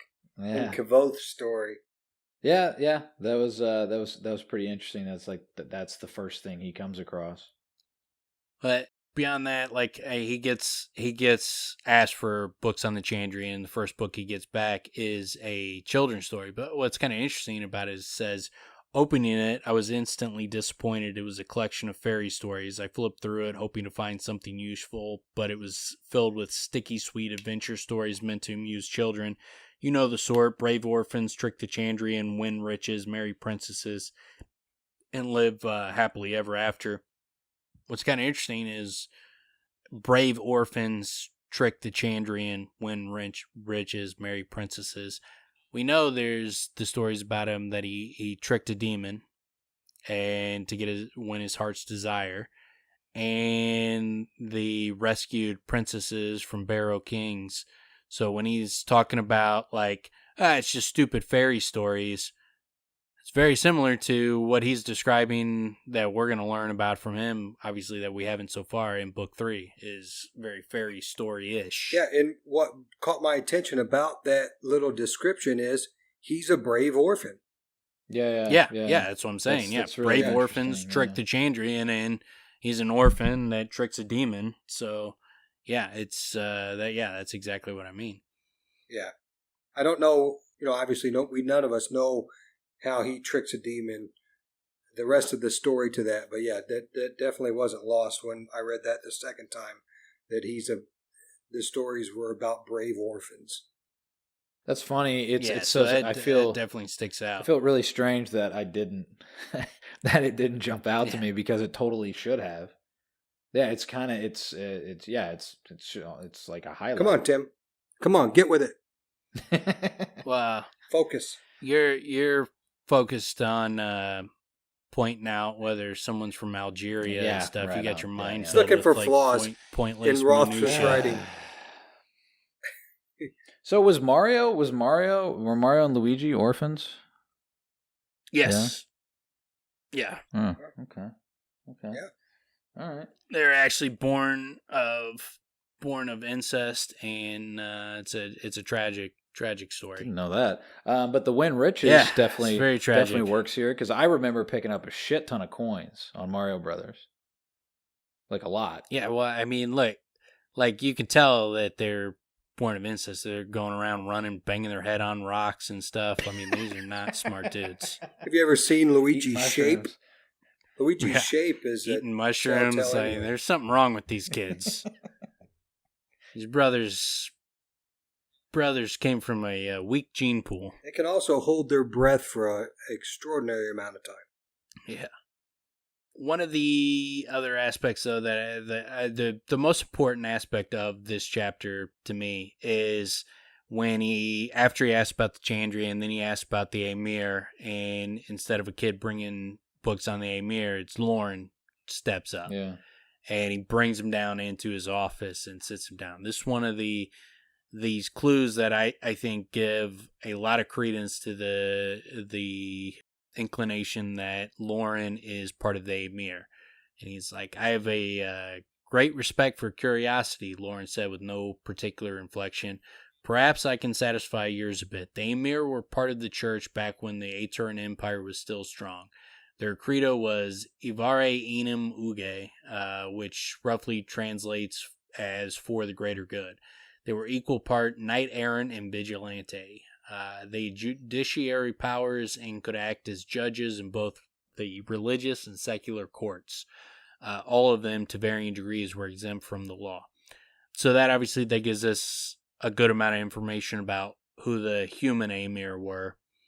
But then when he gives them that information, is basically like, there, does that satisfy you? Move on. And then he asks a few more questions. He's like, look, you're young. Many will judge you by that fact alone. I drew a breath, but he held up a hand.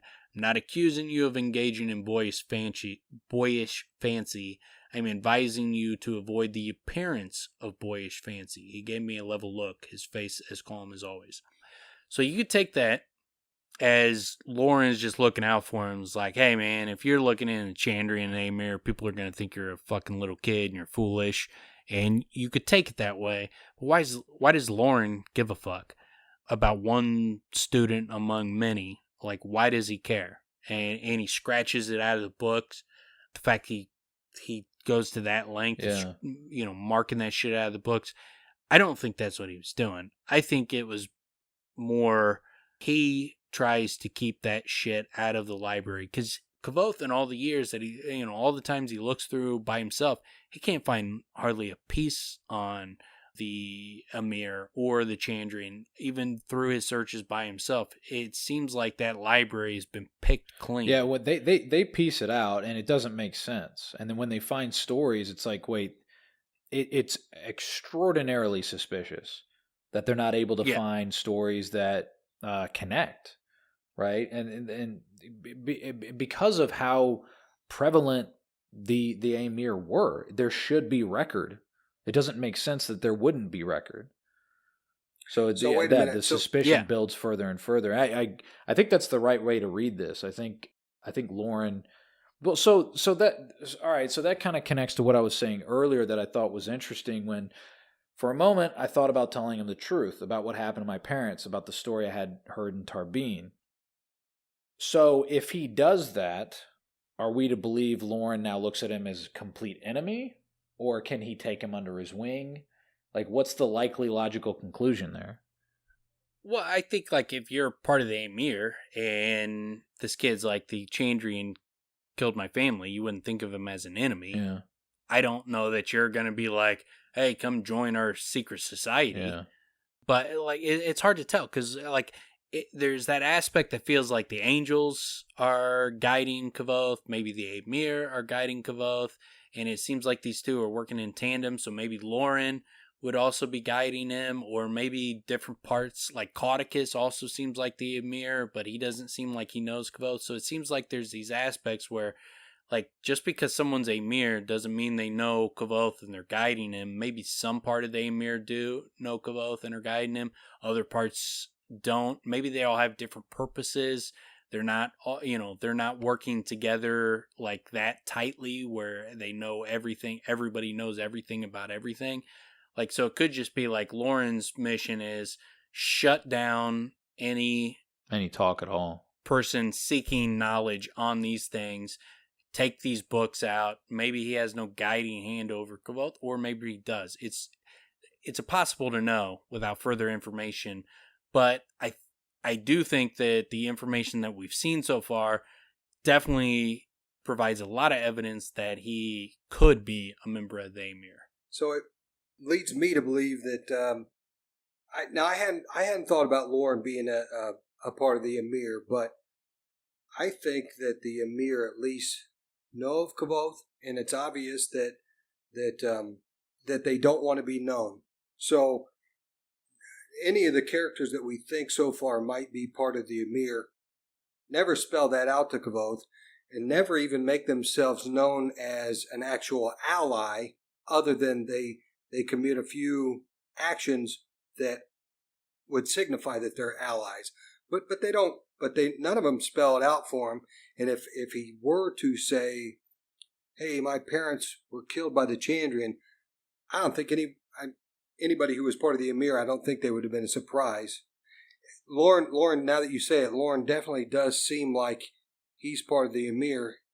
I've thought that any of the people who I think are Emir won't tell Kvothe, because also part of their, not just their mystique, but part of their protection, I think, is being quiet about what they're doing. Yeah. Yeah, for sure. I don't think they would just come out and say, yep, you got me. I think they would deny it. But then I think, like, there's, like, Scarpy, he's the one that seems the most obvious, like, he's there for Kvothe. It's not just that he's Amir and he happens to be where Kvothe is, it seems like he's clearly there for Kvothe. But we also have talked about Scarpy could have been the guy from the story that Kvothe tells Will and Sim, Skiop. It could be that guy. Could also be the Tinker and Hespa's story. So it seems like Scarpy might not be a human Amir. It seems like Scarpy might be a Ruach Amir. So it could be different with him. Whereas Lauren seems like a human. And Caudicus seems like a human. So it seems like that there might be a lot of working parts here. Where you could be a part of the Amir and not have full knowledge that like Kvothe plays an important role, whereas Scarpy is more than just human and he understands the bigger picture and he understands the role that Kvothe plays. And maybe Scarpy is just guiding him into people like Lauren or Caudicus. There's people guiding him to these guys, but these guys don't know what role they're playing in this important figure's life. It seems to me that they should get their shit together. Maybe like an inter-office email and just like, look, dude, here's our plan. Group chat. Yeah. They need a group chat. Man. Yeah. Do you think Lauren's just not reading the memos? Like, hey, Kvothe's coming to the school. Heads up. He's too busy. who's with all this these kid? So books. tired of reading. He's so tired of reading. I read so much. He runs a library. He's like, yeah, I never check my emails. Fuck that shit. Yeah. Never check my emails. Write me a letter. It's definitely interesting. I mean, and there's a line that I thought was really interesting from Kvothe here, where he's at best, Lauren would think I was delusional, at worst, a foolish child. I was suddenly pointedly aware of the fact that I was standing in one of the cornerstones of civilization, talking to the master archivist of the university. It put things in a new perspective for me. The stories of an old man and some dockside tavern suddenly seemed very far away and insignificant. So it's like, it's clearly like checking his memory to the degree of checking it like it's almost like foolish wonder, like almost like it didn't happen. Like he's denying the existence of what he knows, right? Or what he thinks he knows. Yeah, it goes right along with what he's always doing, is questioning himself and his feelings. And as far as we know, it's kind of what he should be doing. We have no idea about what's right and what's wrong in this world, what actually is and what isn't, and neither does he. We're in the same boat as Kvothe. Yeah, which is again an interesting place to put the reader. Yeah. I'm a fan of the story. I think it's okay. Yeah, I like it. Yeah, It's I think he did an all right job. It's a good yarn. It's a good yarn. Yeah. You're right.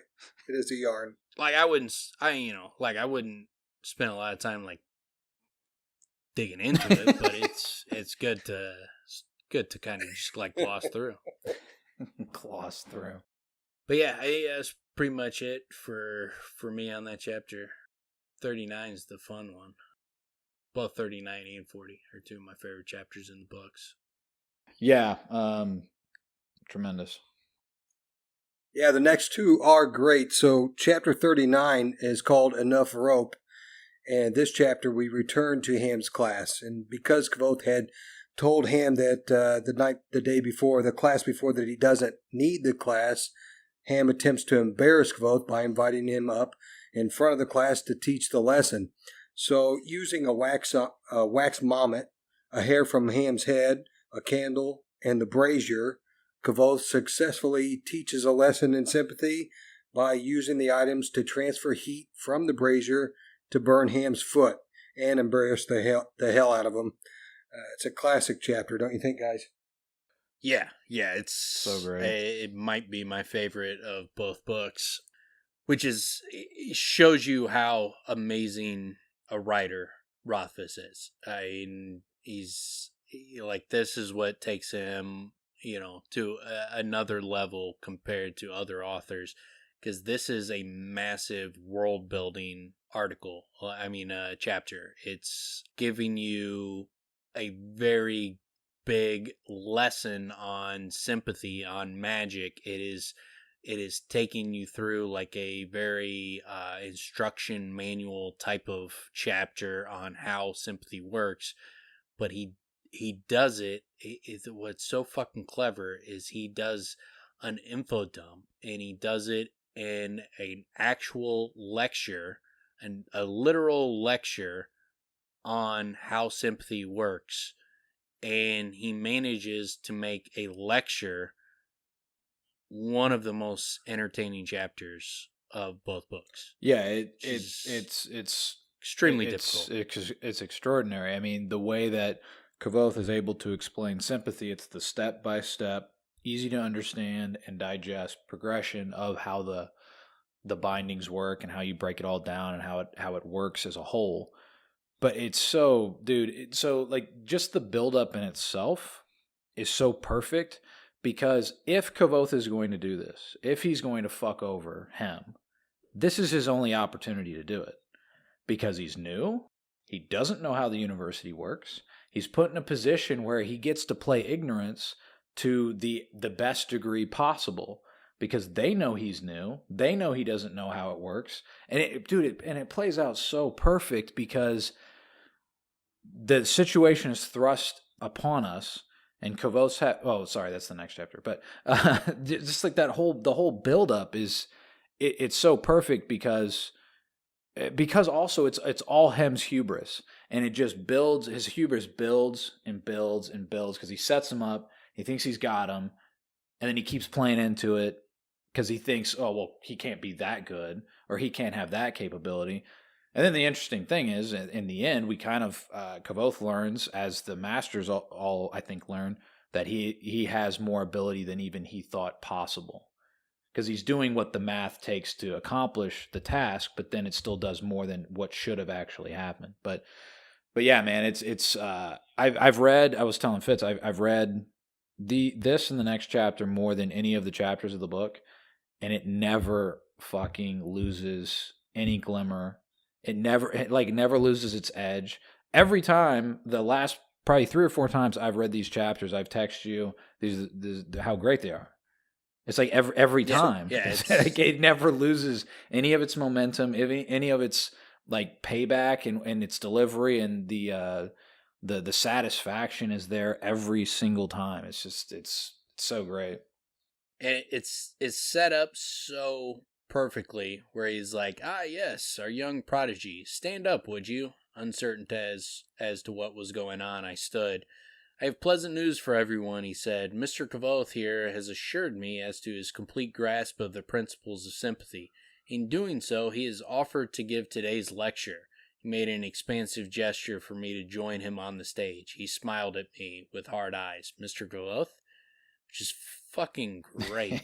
Because in his mind, he thinks by doing this, Kvothe is going to fucking cower in his seat and fucking bow down to this dude, and that he's putting Kvothe in his place. And Kvothe is just like, pops up and is like, let's do this. Yeah, I mean, he's a showman. I mean, he's got, he's a Demaroo. I mean, it's all that combination of all of his his abilities that he already has, yet we have not seen him use, really, we haven't been able to really see it. That's why the payoff is so great, because he does it, he explains it, but then also he gets to be a trooper, man. It's fantastic. It's kind of like the stars align in this one, because it plays on, first of all, on Kvothe's pride, and right to his talents, and then the other star is how much we all hate, and I'm sure Kvothe does too, how we hate him. Yeah, and it aligns very much like his interactions with Ambrose, where it's like, 99 out of 100 students would have fucking sat down and been cowed by him in that situation. He just ran into the wrong motherfucker. He ran into the wrong motherfucker, and he put him in his wheelhouse. Well, and what's like, this is exactly the situation. If you were going to try to cow Kvothe, this is 100% the wrong way to do it. because this is his wheelhouse. Well, and that's also what's so great about it, because Hemme is a piece of shit with all this hubris that knows no bounds. And so he creates a situation that he then cannot go back out of. He can't. He's going to be humiliated if he then stops it. So he doesn't have the opportunity. And it's just great. It's great. Let's keep going through it. Yeah, and again, that is how amazing his writing ability is, because it's like, yes, it lines up perfectly, but it also fits exactly Hemme's personality. Like, it doesn't seem like it was forced. It just seemed like this was what was gonna happen based on their personality types, that this is just like, he understands him, he understands Kvothe, he understands their dynamic, and he understands that if these guys were put in a room together, this is what would happen out of it. It doesn't seem forced. Mm-hmm. It seems like this is a natural thing, that these guys would butt heads in this way, and it would work out in Kvothe's favor perfectly. But it seems completely natural. It doesn't seem like he was forcing a situation where Kvothe would fucking get one up on him. It seems like this is exactly how it would happen. Makes perfect sense. Well, and he speaks directly to it with, I would have never gotten away with it if not for two of Hemme's numerous flaws. First, his general stupidity in not believing what I had told him the day before. Second, his desire to see me embarrassed as thoroughly as possible. So again, it's as plainly as that combination. And then a few paragraphs later, Hemme offered one up with an exaggerated graciousness. One of his hairs. As the student brought it up to me, Hemme smiled in genuine amusement, certain that the more grandiose my preparations were, the greater my embarrassment would be in the end. If he respected what Kvothe had told him, once he gives him a fucking hair, he should be like, oh shit, I better pump my brakes, or at least consider pumping my brakes here. But yet, again, that's where it's like his hubris starts to expand, and you start to be like, God, this dude really, man, he really is just that arrogant. He is. It's his arrogance, but really, it's his stupidity. I agree. That's. I was gonna say, the third flaw that Kvothe didn't say was his arrogance, but really, his arrogance is his stupidity, because as we learn with Devi and the blood and the hair, like, for him to give Kvothe his hair with even a possibility of Kvothe knowing what he's doing here could kill him. Yeah. But here's the thing. Had he did it with any other student in that class, they wouldn't have been able to do it. So you think he just doesn't... He's coming in thinking like, all right, Kvothe, he's already heard from Kvothe that he learned these things when he was 12 years old, and he hasn't been getting taught any lessons for 3 years. There's no reason for him to expect Kvothe knew what he said he knew. He should have seen, like, Kvothe is smart, he's brilliant. Yeah, he saw the admission. That Kvothe has that kind of control of his alar, that he's able to make a double binding. There's no one else in that class that could have did it. So it's understandable that he would doubt him, but man, did it fucking blow up in his fucking face. And it could have been worse. It's like giving a 5-year-old a gun and letting him point it at your face. Assuming that he can't squeeze the trigger. Yeah. Yeah, it backfires on him big time in a beautiful, beautiful way. Even Brandur, and that's next chapter, but he's like, weren't you wearing a gram? Like, you're not prepared for this type of shit? Mm-hmm. Like, what?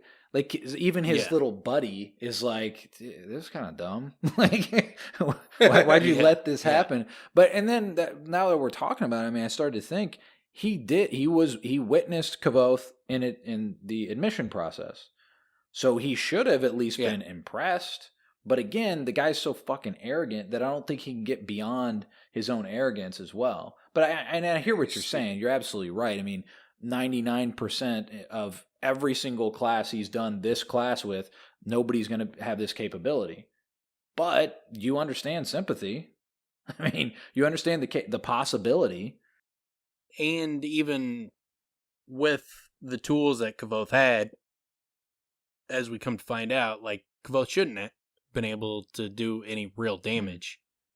Yeah. He does, we assume. We don't know for a fact. I mean, him could have been, acting, but it doesn't seem like he's fucking acting. But Kvothe's a fucking different breed. He ran into the wrong motherfucker at the wrong time to pull his fucking arrogant fucking dickhead act. He just ran into the wrong motherfucking dude. I kind of went back and forth on if Hemme was acting or not, because he says that when he came up on the stage after it all happened, he had possibly had a noticeable limp. But the more you think about it, when he gets back and when he gets up on the horns and he's talking to, and Kilvin's talking about how much heat transfer there should have actually been. I don't know. Like I said, I go back and forth on if Hemme was acting, or if Kvothe really did burn him all the way up to his knee. I don't think the reason I don't think he was acting is because when Kvothe held that fucking Mommet over the fire, when at the end of this chapter when he's trying to squish his hand, yeah, he fucking let go, and his face went white. White. So and, like yeah. dangle it in front of the when brazier. Like Kvothe did the fucking hot foot, and he was like, and what would happen if I threw it in the fire? Like, him fucking jumps up and runs up on the stage. So, like, clearly he was fucking worried. It wasn't all an act. He might have been exaggerating, but he was clearly worried. But what we should really touch on is the actual lesson, because it gives you a really good grounding for sympathy and a really important grounding for understanding what he does to kill the Dracus later on in the book. This is like a massive part of being able to understand what he did to the Dracus. So he's like, the concepts of sympathy are not entirely easy to grasp, but underneath everything, there are three main simple laws. First is the doctrine of correspondence, which says similarity enhances sympathy. Second is the principle of consanguinity, which says a piece of a thing can represent the whole of a thing. Third is the law of conservation, which says energy cannot be destroyed nor created. Correspondence, consanguinity, and conservation, the 3 C's. And then he's like, in sympathy, most of what you are doing is redirecting energy. Sympathetic links are how energy travels. I pulled out the wicking and began kneading the wax into a roughly human-shaped doll. The first law I mentioned, similarity enhances sympathy, simply means that the more things resemble each other, the stronger the sympathetic link between them will be. So you get that, again, reinforced that the more similar something is, the better the link is going to be. So, and then he kind of goes through, like, what's wrong with the wax doll. Dude, and it's the wrong size, and blah, blah, blah. He's a good teacher. Like, he does a very good job as an instructor. And he even speaks about that after the 3 C's. First of all, the 3 C's, that would be a great way to help kids learn it. But then he even says, as he's starting the lesson, he's like, I realized I could grow to enjoy this. And then it almost feels like, when I read this, I was like, he's going to be an instructor. He's going to end up being one of the masters. That's what I thought when I read it, because I thought that's what it was going to lead to. Yeah. Yeah, he could have been a great teacher. Obviously, that's not where it goes, but yeah, he could have been. And this part gives you a good lesson about why the similarities, it gives you an extra layer of why it's important, because he's like, when he asks him for why it's not a good link, and they're like, it's the wrong size, and I nodded and continued to look around the room. He isn't made of wax either. I nodded. It does bear some small resemblance to him in general shape and proportion. Nevertheless, it's a very poor sympathetic representation. Because of that, any sympathetic link based off it would be rather weak. Perhaps 2% efficiency. How could we improve it? There was another silence shorter than the first. You could make it bigger. Someone suggested. I nodded and waited. Other voices came out. You could carve Master Hemme's face on it, paint it, give it a little robe. Everyone laughed. So it gives you that understanding that like just a wax doll of someone gives you about 2% efficiency.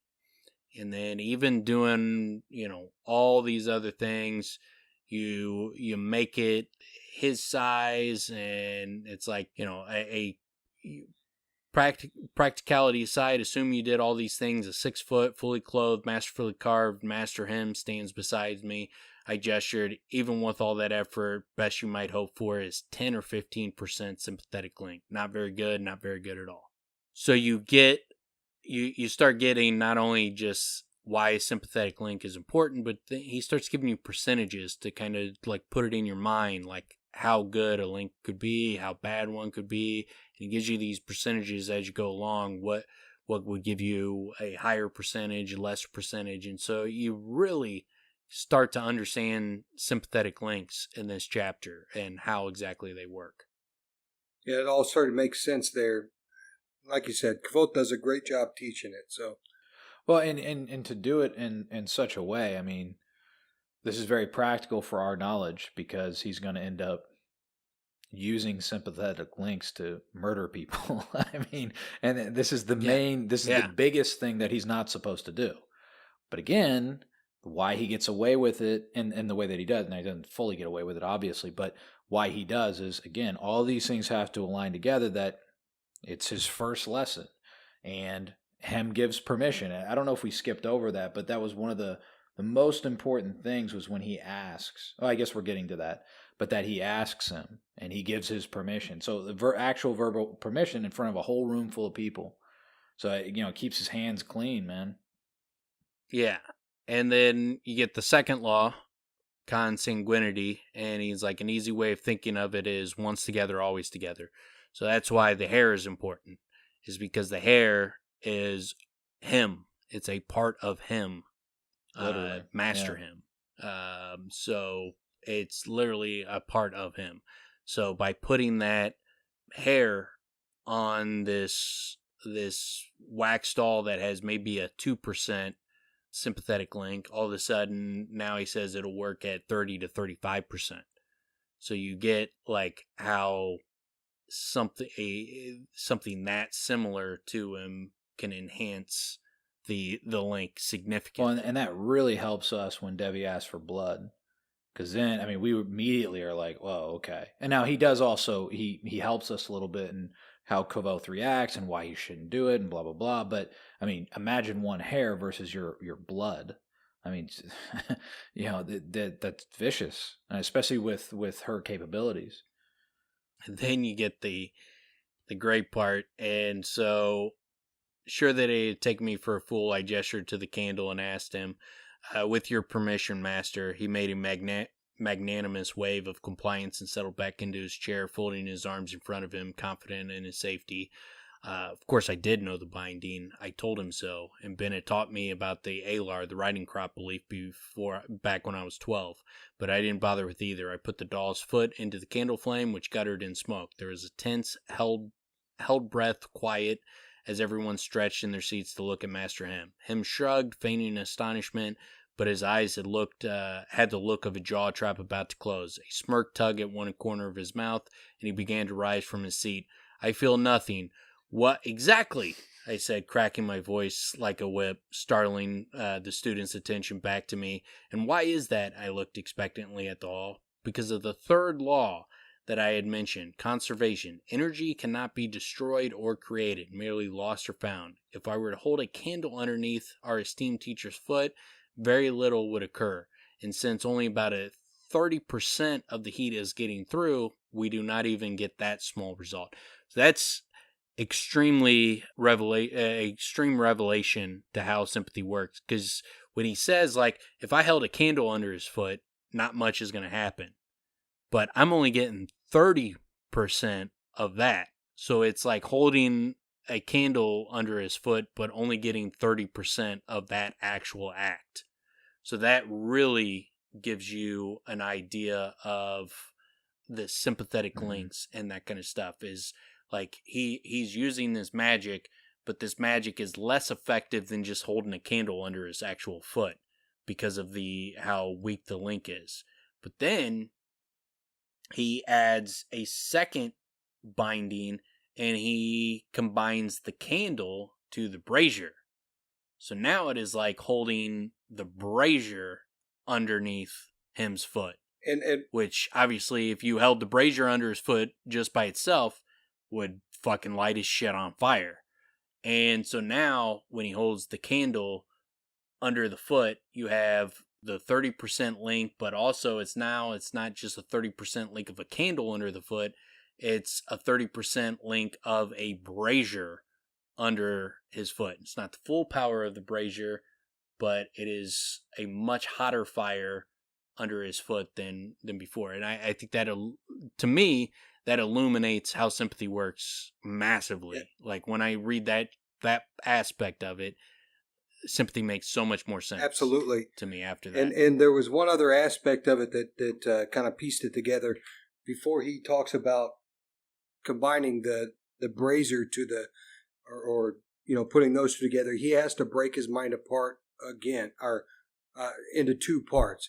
And so that began to make more sense to me as well. That on this side he's holding a mommet to Hemme, and on this side he's holding a candle to the brazier on each side of his mind. Anyway. Yeah, exactly. So you have he's making the candle. He is making it Master Hemme. And he is making the wax mommet, Master Hemme, and he's making the candle, the brazier. And so he's getting 30% from the mommet to Hemme, and he's getting whatever percent from the candle to the brazier. But those combinations is changing it to lighting Master Hemme with a weakened brazier is basically what he's doing. So it'd be more effective to just hold fucking Master Hemme over a brazier. But what sympathy allows you to do is to fucking light him with a brazier without actually having to fucking be near him to do it. And so he loses some of the energy, but you get an idea of how he's able to do these things. A little more mathematically, if they were both, because he said, that the candle was part of the fire that was in the brazier was added onto the candle itself. So that's 30%. The mommet compared to him is 30%. 30% of 30% is 10%. And so when in the next chapter, not to jump ahead, but when one of the masters, Kilvin. What is this, Kilvin? Kilvin. Yeah, Kilvin says, you should have only got 10%, and then it seems like it's actually Kvothe ends up saying it. He's like, I thought I should have only got 10% transference, but that gives you the idea. It's like, instead of lighting Hemme's foot with a candle, he's lighting Hemme's foot with a brazier, and it's not as effective as holding him over the brazier, but it is effective. Yeah. And you could do it from a distance. You don't have to be close to him. You don't actually have to grab him to be in physical possession. All you need is a hair and wax. You could fucking put this dude over a brazier and set his ass on fucking fire. Like, sympathy's no fucking joke, and you learn it for real. What Fitz just mentioned there about Kilvin and Kvothe himself also being surprised. I mean, again, that's the genius of how Rothfuss set this all up, is that he gets to play ignorant. And he gets to legitimately play ignorant. And that's the only way he can get away with this. And that's why this is not done with malice, And that's, again, why he can get away with it. But yet still this fucking prick gets his just deserves. And it's just great. So it's so satisfying, all these different levels. And then on top of everything else, he's explaining what could be some of the driest parts of the book to read. To get this information dealt to us, and yet it's one of the best chapters in the entire book. It's very impressive. And beyond, not just the entire book, but in any book or many books. Yeah. It's very memorable. Yeah. You get the great part too. Like, after that, he's like, there was a startled exclamation from where Hemme was sitting. Without looking in his direction, I continued speaking to the class in the driest of tones, and it appears that this time we are successful. The class laughed. I blew out the candle. This is also a good example of the power that a clever sympathist commands. Imagine what would happen if I were to throw the doll into the fire itself. I held it over the brazier. As if on cue, Hemme stormed onto the stage. It may have been my imagination, but it seemed to me that he was favoring his left leg slightly. It appears that Master Hemme wishes to resume your instructions at this point. Laughter rippled through the room, louder this time. I thank you all, students and friends, and thus my humble lecture ends. And then he gets a fucking ovation. Yeah, it's great. His showmanship. His showmanship is just, it's on point, man. He even has the little rhyme there. And then he uses one of the tricks of the stage with a certain inflection of voice and body language that signals a crowd to applaud. I love how he says that too, because he's like, I can't explain exactly how it's done, but it works. And he does it. They all applaud. And he even goes as far as saying probably more applause than Hemme had ever even come close to getting. It's great. And you can picture it with his, I thank you all, students and friends, and thus my humble lecture ends. Like you could picture, like when he says ends, that they would all fucking, applaud it. Well, and so like you get that whole build up, they're with him, because he even says like when he does the second link between the candle and the more substantial fire, breaking his mind into two pieces, we get the desired effect, and that's what he's coming into it. He's just explaining it like you would in a lecture. Yet it's so great because they're waiting to see if this douchebag gets lit on fire. It's great, man. Yeah, and then the great his handshake was painfully tight. It might have gotten worse if I hadn't made a slight gesture over the brazier with the wax doll. His face went from its livid red to an ashen white more quickly than I would have believed possible. His grip underwent a similar transformation, and I regained my hand. So fucking great. Like, he's fucking coming up there like that fucking prick, just squeezing someone's hand, like, fucking crush your hand. And he's just like, I'll fucking set your ass on fire. And he's like, fucking let's go. I love it so much, man. It's just like the coup de grace of the whole showdown between the two of them. And and not to like go too fast over that, Kvothe puts his hand out. Because he's still saying, this is still an instruction, and now you think we're facing off with each other. But he's like, hey man, I'm still in character here. We're still doing this thing, and he can't not shake his hand. It's one of those. If you've ever seen those situations where someone does not want to do it, yet they're forced to do it, oh man, it's just that pays off so well for me because he's so pissed. His face is a fearsome red, and a vein pulsed at his temple as if it were about to explode, and then he comes up there, and Kvothe keeps his composure and holds out his hand for him to shake. It's so great, man. The best is Hemme thinks he's the puppet master from the beginning, and he's the puppet the whole fucking time. And it takes him to the very end to fucking realize he's the fucking puppet. And when he realizes he's a puppet, he's so fucking mad. He is so fucking mad. And there ain't fucking shit he can do about it. He just fucking has to fucking eat shit. And in his mind, he's thinking like, I'm going to get this motherfucker. I'm going to fucking get this motherfucker so bad. And he's just waiting for that class to end to fucking get him back. And again, it's so satisfying because it's his fault. All of it. All of it is his fault. He played the hand. He created this whole game, and he just got taken over. And there's nothing he can do about it. He thinks he can, like you just said. He's like, I'm going to get him. But then it all blows up in his face again. And he gets humiliated by his peers. So no longer is he just humiliated in front of his students. Now it's his peers. Yeah.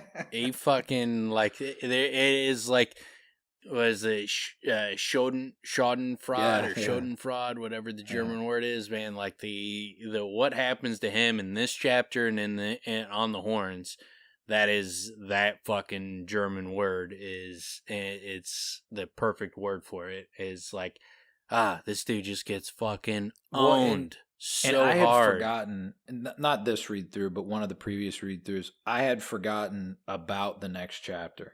I had remembered the hot foot, but I had forgotten because of the next chapter. It is so much better I mean, it's not just like, the cherry on top of the sundae, man.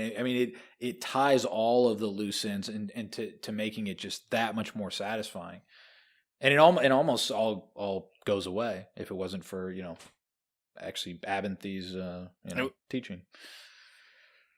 And we won't get into it today, but even then after that, when he gets the whipping, he doesn't give fucking him the satisfaction that he wants out of that either.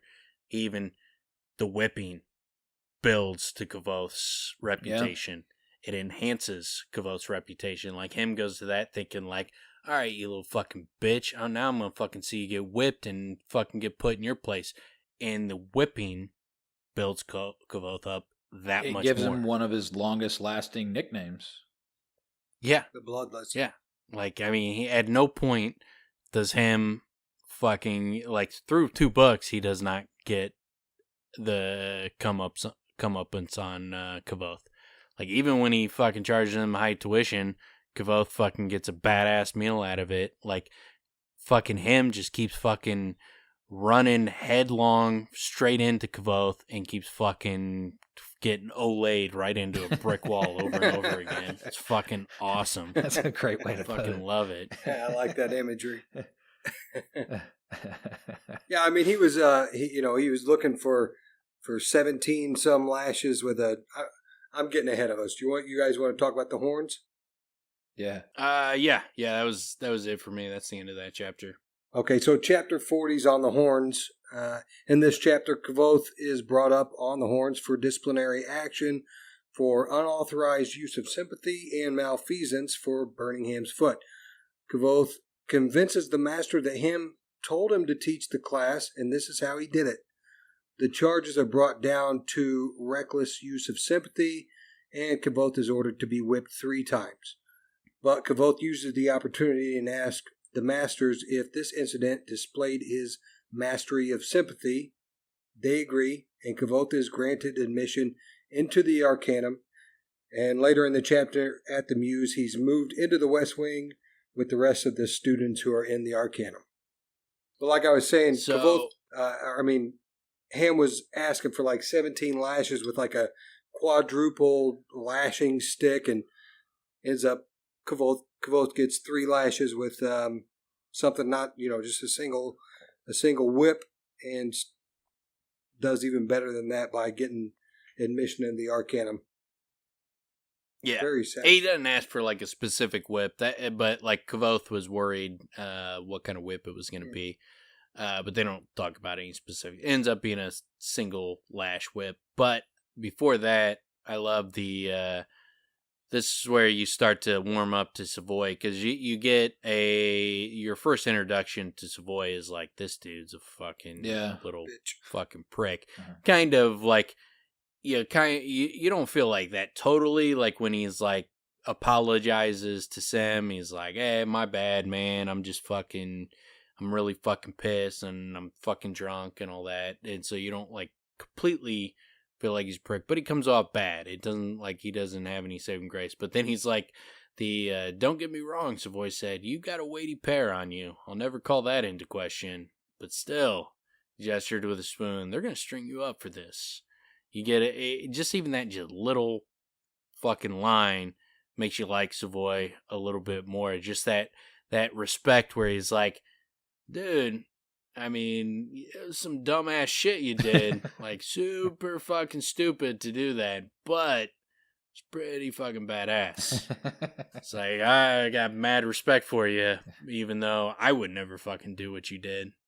Even though Savoy, you learn, like, Savoy, like, fucking was threatening one of the masters with his fucking, like the riding whip, the whip for the horse. Like, he's like, I wasn't threatening him, I was holding it in my hand as I was yelling at him. But so like he's been in that same kind of boat where that Kvothe's in, without explicitly fucking setting a master's leg on fire. Yeah, I remember. I distinctly remember. I didn't dislike Savoy, but I do remember in the beginning I did. But I remember that transitioning over time. And I guess this is Yeah. a little part of that. What you just described as well. I like that as well. But yeah, I mean, definitely part of what we're giving the impression is just the reactions of students to Kvothe. Clearly, like he's he did a bunch of people a favor because people don't like him. Yeah. And he's helping his rep pretty quick, at least with students, not so much with the masters, as we are leading to find out. And not all the masters, You get but that. only a few really dislike him for it, because it seems like they all hate him as well. It's But they delicate- were all super fucking angry right off the beginning when they thought like he attacked Sure. the master. And that they were like, no, that's fucking Yeah, wrong. no, Like, I mean after he Yeah, explains yeah. himself. There's absolutely. still a delicate balance though. Like I think I've always had the feeling that like someone like Lauren, he needs to be like Kvothe has to prove like he can control his fucking self. Yeah. You know what I mean? Yeah. And it's like this is one of those examples where it's like, hey man, like you just have to. That's just how the shit works here, man. You have to, you can't break people's arms. You can't use sympathy in this way. And he keeps pushing to that level. Now, again, his culpability is exonerated to the best degree absolutely possible because Hemme's a jackass. But then also, even with Ambrose, his culpability is lessened because it wasn't an intended use of. It just happened. So it's again. Lauren gives you that he does not seem to have a lot of empathy. He doesn't seem to have understanding for nuance. He's more like, well, he just doesn't seem to empathize with Kvothe, where he's just like, grow up, dude, grow up. Like Lauren is like as old man in his shoes. Like he thinks this is the way he is the way you're supposed to be, and he can't put himself in a young fucking testosterone fueled fucking kid. He can't put himself in that shoes. He's just like, you shouldn't be doing these things. You should be grown up. And it's not even just like he's like trying to guide him, trying to be tough. Like it seems like he can't even fucking understand why you would make these mistakes. So he seems not to be very empathetic. Yeah, well, the mask face definitely helps in that way because it does come across that he doesn't even try. He's just like, this is how it is. Yeah, it's all one line, and you're either on that side or that side, and you're not. You're not doing a very good job of walking it. Well, it seems to me like Lauren's always very stoic. He's like you'd think of like a hardcore military man or something, like you said.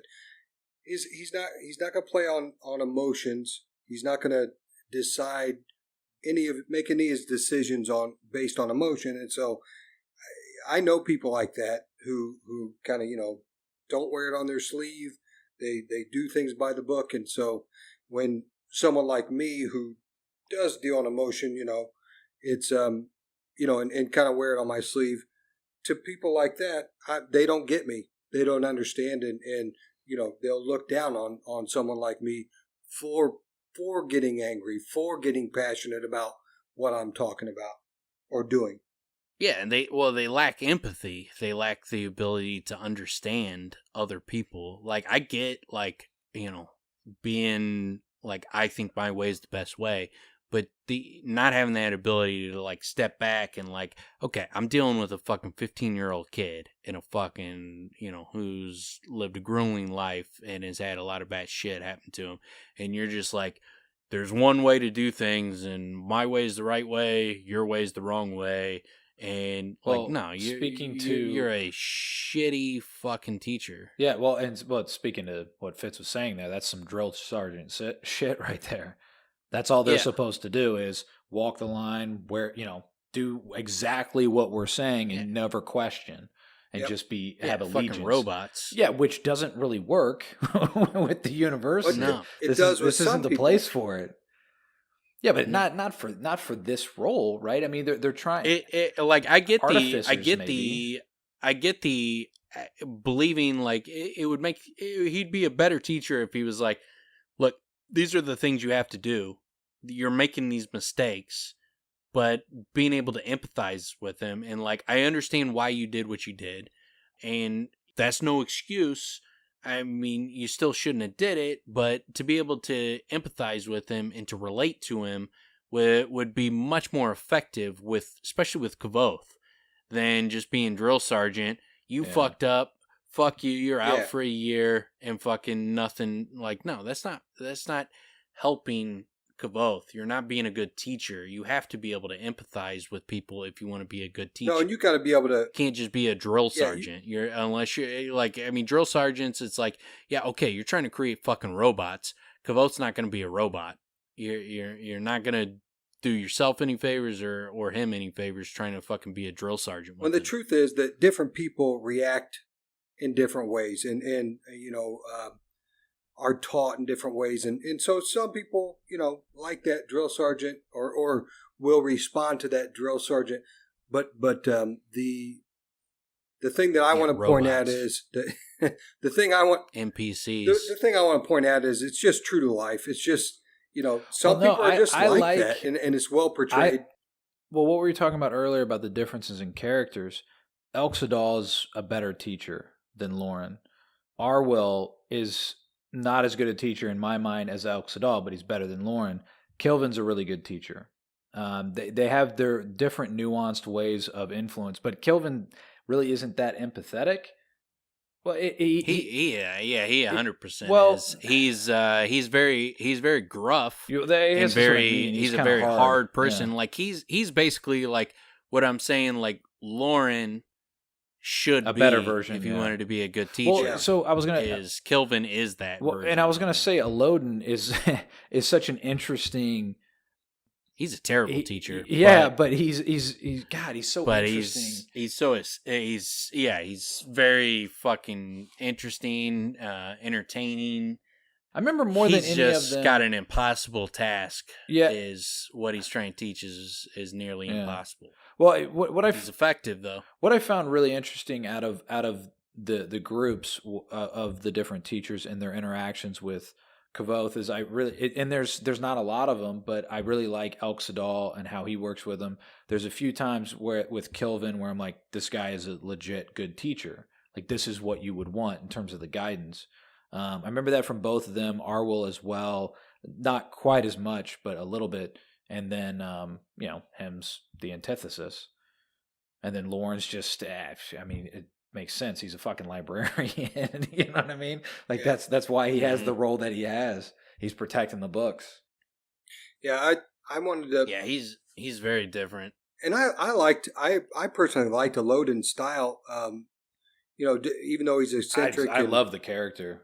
Sure, I think he's one of my favorite characters I've ever read in any book. Yeah, and I think 100%. I love Eolian. Yeah. Like I'm just saying, like if I was looking for a teacher, like there's a lot of things that I picked up on the subtly what he was trying to teach, and it's harder to I can't remember what it was like the first time I read shit that Eolian was teaching, but I know when I go back through them now, like I know like when with the seeds that he has floating in the air and he's fucking running around like a madman trying to grab him, and he falls over and bangs his knee, and then when he's like laying on the ground, then one of them like flies into his mouth. I get what he was trying to teach there. Like he was trying to teach that the harder you fucking try to grab at naming, the harder you try to learn naming, the more impossible it's going to become, and the more dangerous it becomes. You can hurt yourself. And he's like, but once you sit down and stop fucking trying, then all of a sudden one of these fucking things just pops in your mouth without you even fucking trying. And so that's a lesson. And they just look at him like, the fuck is this crazy person doing? What's so great? But what makes him what I would say is like, what makes him a bad teacher is, I know that because I'm able to read these books multiple times. But he could have just fucking said, this was the fucking lesson after he did all that. Like, did you guys understand why I did that? He could have asked them the questions. Like, do you understand what I was trying to show you there? But he's just like, nope. If they don't get it, they don't get it. I also like the genius of Rothfuss writing that particular scene is it makes it that more difficult to take him seriously because not only does the seed pop in his mouth, he starts choking and violently coughing. Yeah. And he just looks foolish. He looks completely ridiculous. It's just it's so great, man. And yeah, it's very interesting because he seems to be like a genius of sorts, but he can't relay it, which is why he's basically a bad teacher. But he's the example. He's kind of, he's what I always like, and there's certain teachers that I've had that help me to do it is sort of questioning your existing notions.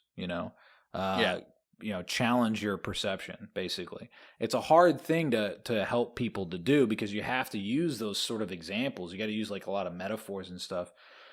And if people aren't in the vein and in the lane to be listening, then it doesn't work. And that's the problem that Eolian has is he's not getting people in the lane. He's just doing these things and they're all like, what the fuck are we doing? So it's a waste of time.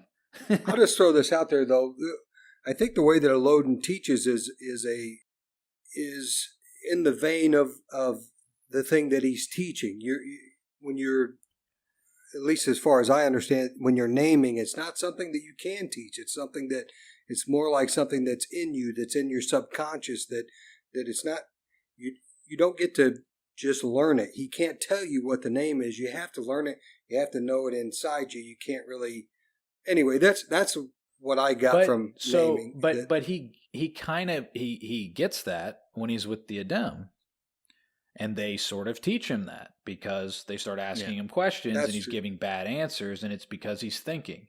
And then when he stops thinking and he just says it, it's like, oh shit, starts to click in his mind. Yeah. So this is something Eolian Well, like could have I'll give you a perfect example of probably the most crystal clear example of Eolian is great at getting people to gain knowledge, but not a great teacher. Is the very first lesson he has a list of books for them to go find, and he's like, I don't, you don't need to read them, like, read 2 of them and then skim the rest. And they're like, which books should I read? And he's like, I don't fucking know. I've never read any of these. And he's just like, who fucking gives a shit? Do whatever you want. I don't fucking care. And then they go into the libraries, and through hunting through the libraries to find these books, they learn the library. They learn how to find books in the library, to navigate these places, to understand, like, if I needed to find a book, they learn how to find a book in the library through this exercise. So he teaches them invaluable information on how to utilize and to navigate the libraries.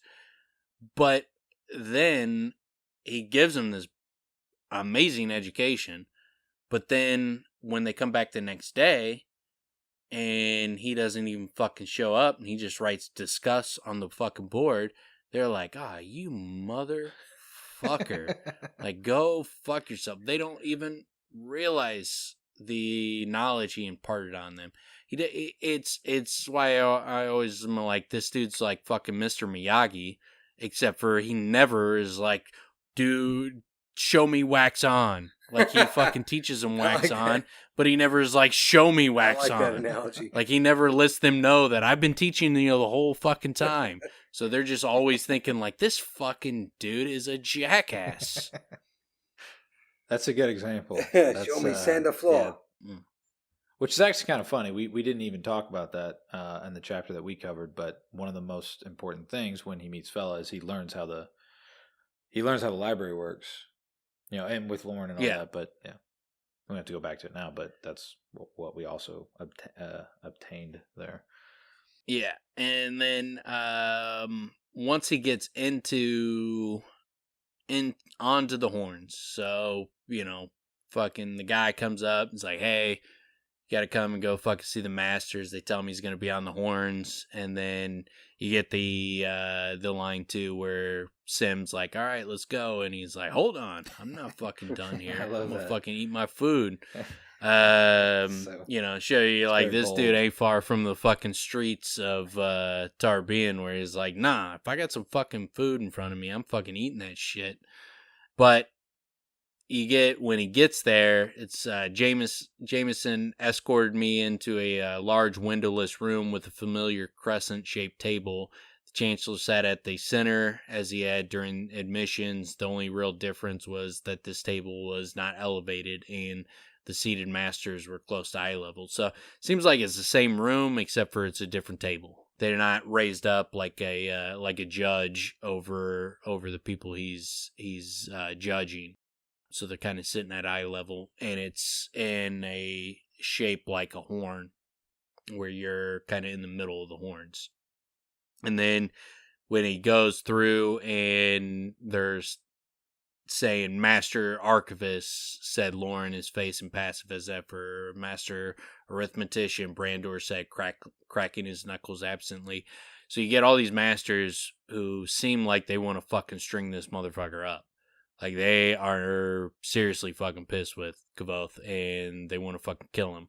Then it gets to Master Namer. Eloden actually smiled at me. Not just a perfunctory curling of the lips, but a warm, toothy grin.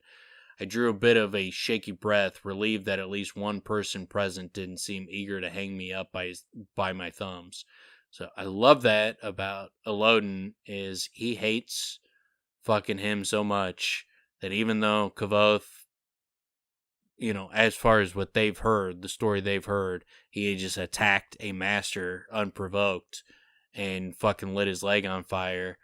Eloden is like, hell yes. Fuck that dude. I love you. Love you, kid. Beautiful. Beautiful. I love it, but then he also doesn't help him.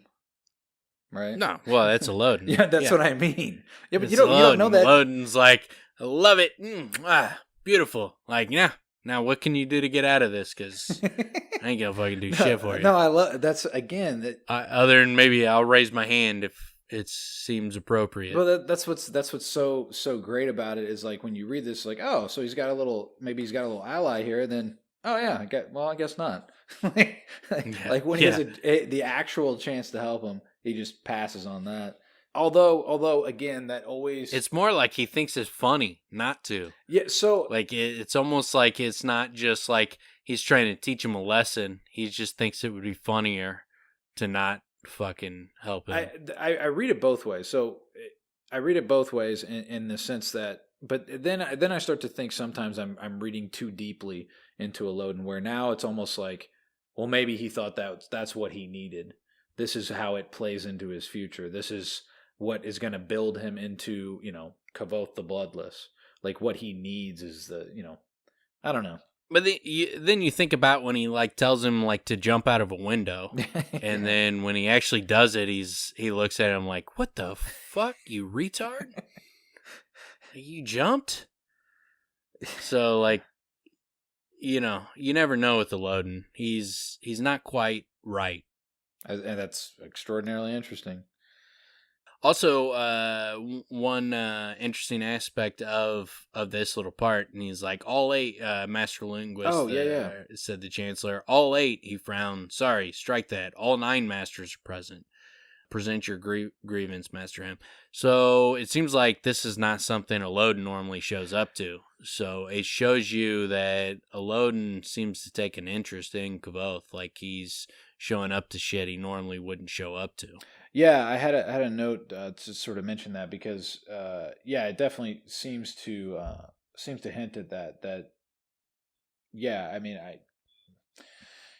I guess that makes sense because that was kind of my question: is what is that suggesting? The note that I wrote was that Eloden's not typically involved, but so the fact that he's involved or he's taking, like you said, taking notice of Kvothe is also saying a lot in terms of what that would mean for us.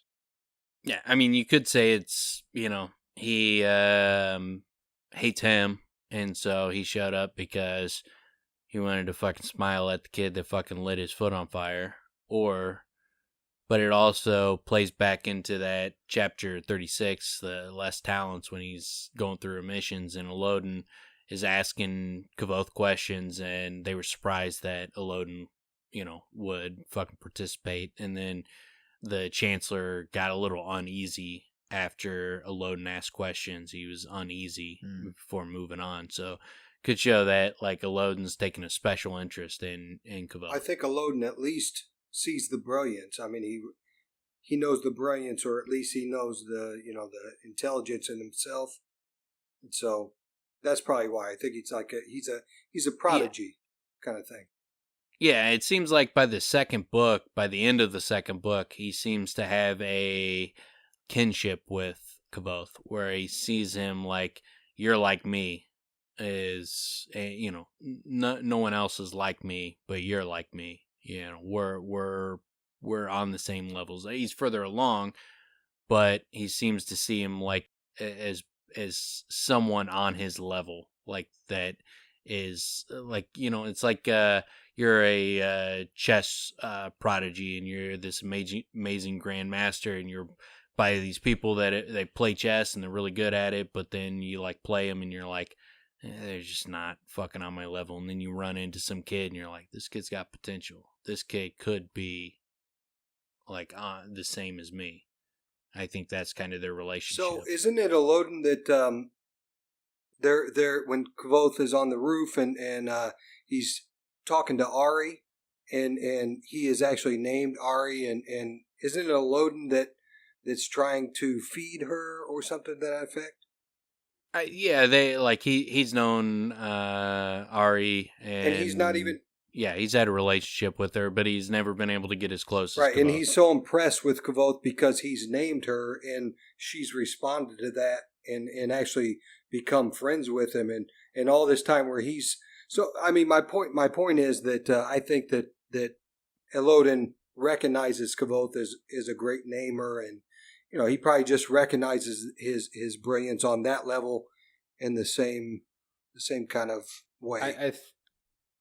I think he also sees his potential for sure. And it's interesting the run-ins they have. Yeah. But then going back into the on the horns, you get when they run through the list of his crimes and the punishments for it, and the Chancellor is like, well, the Chancellor repeated testily, no defense. It's the words struck a chord in me. They were the same words that Ben had used 100 times as he drilled me endlessly in argument. His words came back admonishing me. What? No defense? Any student of mine must be able to defend his ideas against an attack. No matter how you spend your life, your wit will defend you more often than a sword. Keep it sharp. I took another deep breath, closed my eyes, and concentrated. After a long moment, I felt the cool impassivity of the heart of stone surround me. My trembling stopped. So you get another part of that. His magical abilities, you get that heart of stone, where you get a really good example of he's in the pressure cooker, and once he drops himself into the heart of stone, then it becomes like fucking Spock in Star Trek, that show that Tim's never seen. They articulate the Heart of Stone really well moving throughout this chapter. And they mention it quite a bit, and they especially articulate it once he comes out of it. It becomes quite clear what the differentiation was. But what's interesting also leading into this point that you just read is I remember reading through it, we do know he's in trouble. We don't really realize how bad, and then they start to point it out. It's like, oh shit, he's in a lot of fucking trouble here. And then talking about whipping him 17 times and kicking him out of the school. Yeah, well, and then it gets to the point where it's like, is he gonna say anything? And you're kind of like, dude, fucking defend yourself. And then luckily he goes right into that, but he still doesn't sufficiently.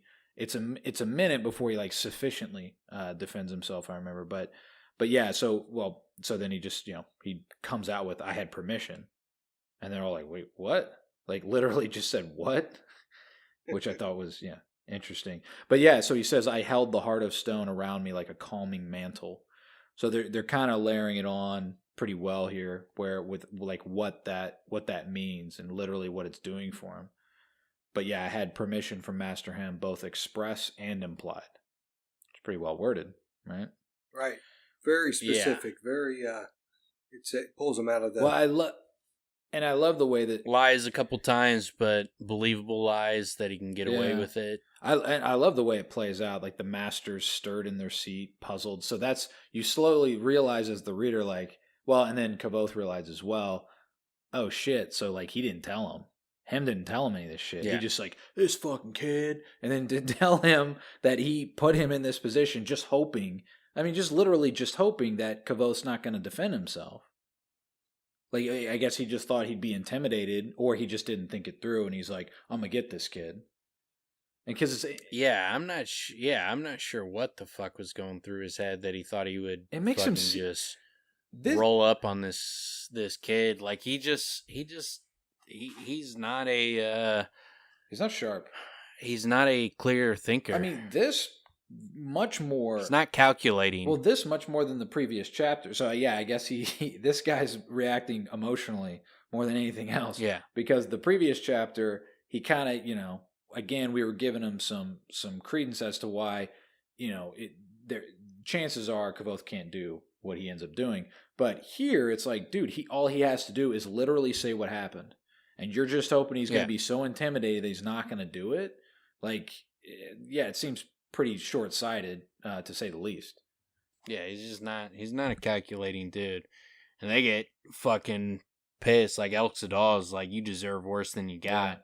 Yeah, they come on pretty strong. And then you get and then you get the Kilvin is you get a great introduction into Kilvin's personality. He's not worried about, like, what Kvothe did and whether he should have did it or not. Like, he hears the story and he's just like, hold on, wait a minute. He is like, Illyric Kvothe could not have hurt him with just a candle, and not with hair and wax, maybe blood and clay. And then it's like, he tells him, I made a second binding between the candle and a brazier to illustrate the law of conservation. Kilvin didn't look up from his hands. Hair and wax? He grumbled as if not entirely satisfied with my explanation. He gave a half-puzzled, half-embarrassed look and said, I don't understand it myself, sir. I should have gotten 10% transference at best. Shouldn't have been enough to blister Master Hemme, let alone burn him. But I love that aspect of Kilvin is not so much like, is what you did right or wrong? He's just like, how the fuck is that possible even? Like, how were you able to, his bigger puzzle is like, how do you have that much fucking power? Yeah. And you get that sense that Kvothe has fucking some major fucking power. Yeah, and it's why all the masters after he's on the horns, or not all of them, but a few masters come up and, hey, if you're thinking about it, maybe come over and see me at the Medica. Oh, wait, come have a meeting with me and this and that. Yeah. Well, the Medica was because you're going to get whipped. You're going to have to come. Right, but I kind of felt like... But then after he goes to the Medica and he's getting stitched up and he talks to him a bit about, like, having done stitches on himself and stuff, then he gets invited to join the Medica. And yeah, they're definitely impressed. I love the way Kvothe does, the way he delivers the whole thing, and how he explains his side of the situation. He's like, I just, gave a demonstration. Is that unusual? Is this not, is this odd?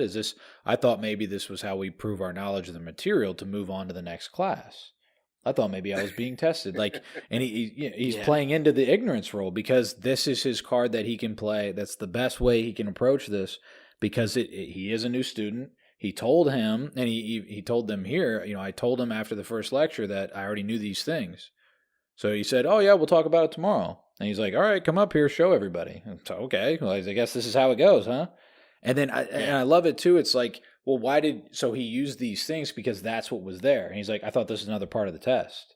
Like, all I have is what's in front of me. So, and then it's so great too, because once they're hearing it and they're piecing together what he did, then like you said, Elxadal's like yelling out like, damn it, you gave him one of your hairs? What the hell's wrong with you, dude? He's like, you deserve worse than you got. So I love it when it's turning. I love it when you can feel it turning against him. It's very satisfying. I like to, once it's fully turned against him and then they change the penalty and they decide to, give him 3 lashes. And when Lauren is reading what the penalties would be for whatever he was charged for, he's like, I wondered what book Master Lauren was reciting from.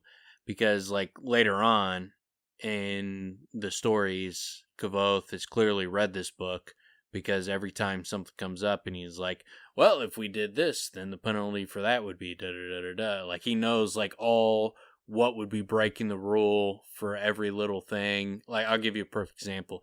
Like, when he gets Fella to show him around the library, when he sneaks back in when he's not supposed to be in there, and he, like, goes to rooms like, hey, I'm going to have you meet a friend in here, and it ends up being him inside the library when he's not supposed to be in there. She's like, we could get expelled for this. And he's like, no, you wouldn't get expelled. At worst, you would be found guilty of this, and your penalty for that would be this. And they don't whip women, which seems unfair to me that they don't whip women. Like, he knows that rule book inside and fucking out after this point. And like that, you just get that one little line. I wonder what book Master Lauren is citing from. And then the rest of the books, he knows that rule book fucking inside and out. Yeah.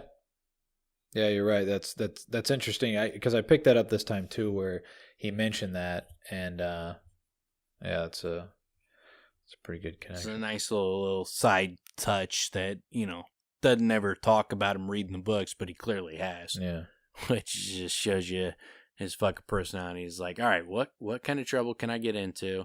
What is too far? How bad am I gonna get punished if I do this?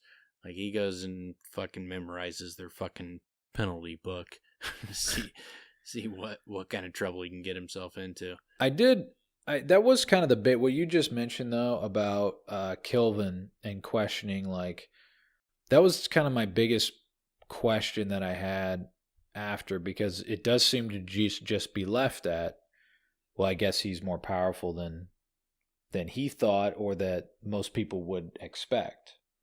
Is that just speaking to his alar? What? No, like what I've said in previous episodes, I think the reason that he is so powerful and that they can't comprehend it is because he descends from the most powerful people this fucking world has ever seen. That he goes all the way back to Ajax or Lanra or Lyra, or the Rue are from the Ruach, or maybe he's a descendant of Eolian. Maybe Eolian was Ruach. Like, I think he descends from the most powerful people this world has ever seen, and that's why he's different. Like, because obviously Kvothe is very powerful. Eolian is very powerful. All these guys are very powerful, but they are flabbergasted by his power. So he's different, and I think that's why he's different, is because of who he descends from. So I especially like when they start doing their little voting, and he and basically, Lauren doesn't vote in his favor, and then also Eolian doesn't, as he grins at him cheerily. Really interesting. But he says, he kicked himself for his recent trip to the archives and the bad impression it made on Lauren. If not for that, it might have tipped things in his favor. But also, I mean, obviously Eolian too, because it's just like, all right, bro, well, you're smiling at me about it, so I'm getting whipped. But so following that with the Heart of Stone, I really like the way they kind of laid out for us. As I was deep into the Heart of Stone, all I felt was a slight analytical curiosity about what it would be like to be publicly whipped. All the masters showed signs of preparing to stand and leave, but so yeah, it's clearly a disconnected nature, where there's no emotion. It's just analytical, approach, which very practical. Clearly, I mean, he uses it quite a bit. And I love that he immediately, from that part, he asks, like, does fucking setting his foot on fire demonstrate that I should be lit into the Arcanum? It's so great. It's both him and the Chancellor opened their mouth to say something. Him was louder. Look here, you little cocker. Dude, it's that's such a great Like, so I wonder how many times Rothfuss wrote these 2 chapters, and I wonder that almost gives me the feel like it may not have been there initially, but it's so great because it takes the chat, because it sort of picks up, or it pushes like the momentum of a chapter in a different direction, and it's great. It's absolutely great because it's ballsy. It's really ballsy, but it's also completely logical. It's like, this is what I thought I was doing. Did I do it? Well, did I do it or not? Yeah. And it's like, dude, man. Yeah, it's good. Yeah, it's definitely ballsy when they're bringing you up on charges to expel you and give you 17 lashes, and you end up at the end of it asking, like, so did I advance or what? What's up? What's up, guys? Yeah, so last time I was here, am I in or am I not? Yeah, it's kind of like, well, so last time I was here, you guys gave me money. So are we going to do that? Or am I getting promoted? It's like, yeah. It is. Fucking, they just paid this kid $3, sets a fucking master's foot on fire, and he's like, so do I get a promotion or what? No, but it is right in line with Kvothe's hubris and his character on a whole, because he's so clever, and you know what? They have allowed him to get away with things, or at least to ask for things that no one else has ever gotten. So why not go ahead and push the envelope? Well, I mean, and he's right. No, but that's the most right the most beautiful thing about it is he's actually right about it. But when he does it, you're like, whoa, what the fuck? And then you're like, oh wait, ballsy. That actually makes sense that he would do this. Yeah. So again, I wonder if that may also speak quite a bit to Heart of Stone, because if you're enwrapped in the emotion, maybe you don't go there, but a practical approach is like, hey man, like that's what I thought I was being challenged for. That's also what I told him. I told him I could do this. So do I advance or not? Yeah, that was fucking awesome. It's one of the parts that makes that chapter so great, is that not only does he fucking set Hemme's foot on fire, setting Hemme's foot on fire is exactly what advances him in the university. And then the next advancement is breaking Ambrose's arm, advances him even further. Like, so it's fucking amazing, the 2 things that advance him. And you also get the great line, like, I'm sorry to be so much trouble so soon, sir, I offered hesitantly. He said, oh? He said, his expression considerably less stern now that we were alone. How long had you intended to wait? At least a span, sir. My brush with disaster had left me feeling giddy with relief. I felt an irrepressible grin bubble on my face. At least a span, he muttered. The Chancellor put his face into his hands and rubbed, then looked up and surprised me with a wry smile. Says, you don't look like someone who knows he's about to be whipped tomorrow. Push the thought aside. I imagine I'll heal, sir. He gave me an odd look. It took me a while to recognize it as one I'd grown accustomed to in the troop. He opened his mouth to speak, but I jumped on the words before he could say them. I'm not as young as I look, sir. I know it. I just wish other people knew it. I imagine they will before too long. He gave me a long look before pushing himself up from the table he held at his hand. Welcome to the Arcanum. So you get the great line, like, at least a span, sir. And fucking get a little bit of the Chancellor's personality, that he finds it funny. I mean, he's still like, Jesus Christ, this kid. But he finds it funny. You get a little bit of his personality, and then there he's he's in the arc. You guys ever have had that situation where there's finally a sense of relief, like you were stressed out about something, and finally you get that sense of relief? You just kind of gotta like laugh it off. It's another instance where Rothfuss really puts you right into the feelings of that character, because you can feel Kvothe's relief. I've never felt relief. Like, I've always been crushing it. Just fucking nailing it. Everything the rest I of do, us. just fucking boom, boom. Great. One after another. So, like, I've never had that feeling of relief. But I'm very empathetic. I'm more empathetic than anybody else in the history of the world. So you get it. So I can understand. Anyway. I can understand it. Well, I'm glad we're on the same page, dude. Speaking of something that's more, true, and, actual, Well, it's a book, but still. I brought myself back up out of the heart of stone and felt a tangle of anticipation and fear at everything that had just happened. Which, interestingly enough, this is right at the point where he's like, he has that back and forth with the Chancellor. So that's pretty interesting. So he comes out and he's like, oh shit, so this is what I'm going to have to deal with. But then he still kind of, he starts just kind of jokes around. Although he does apologize and then, he goes immediately into joking. So, but yeah, there's a lot of relief because he thought he was going to be expelled and whipped. Now he's just going to be whipped. Yeah. I think he's into that, right? So he's like a sadist or something?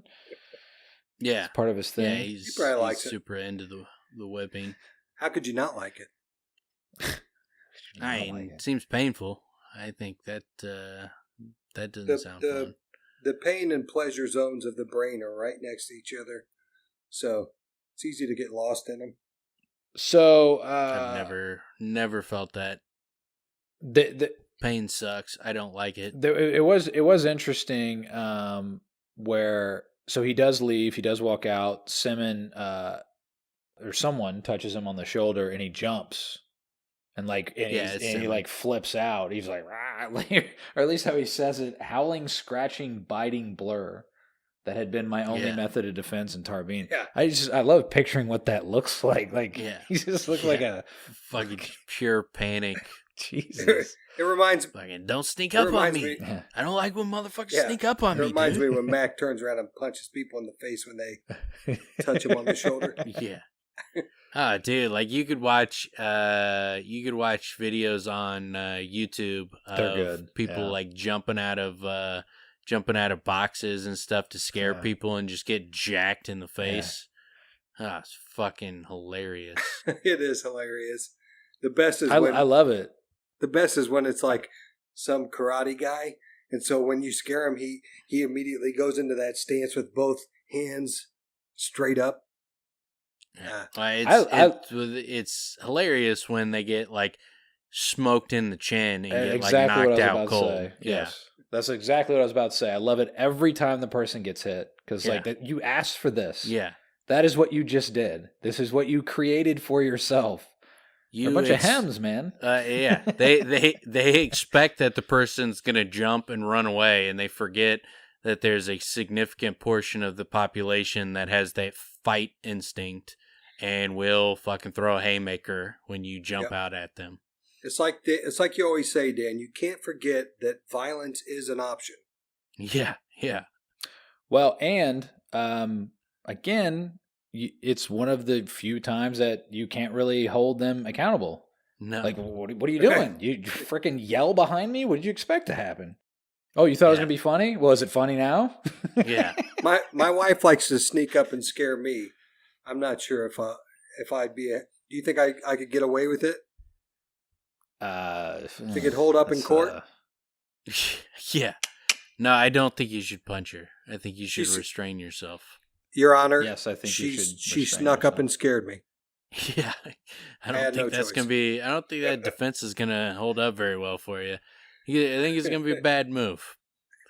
I would hope if that happened, she wouldn't be taking you to court.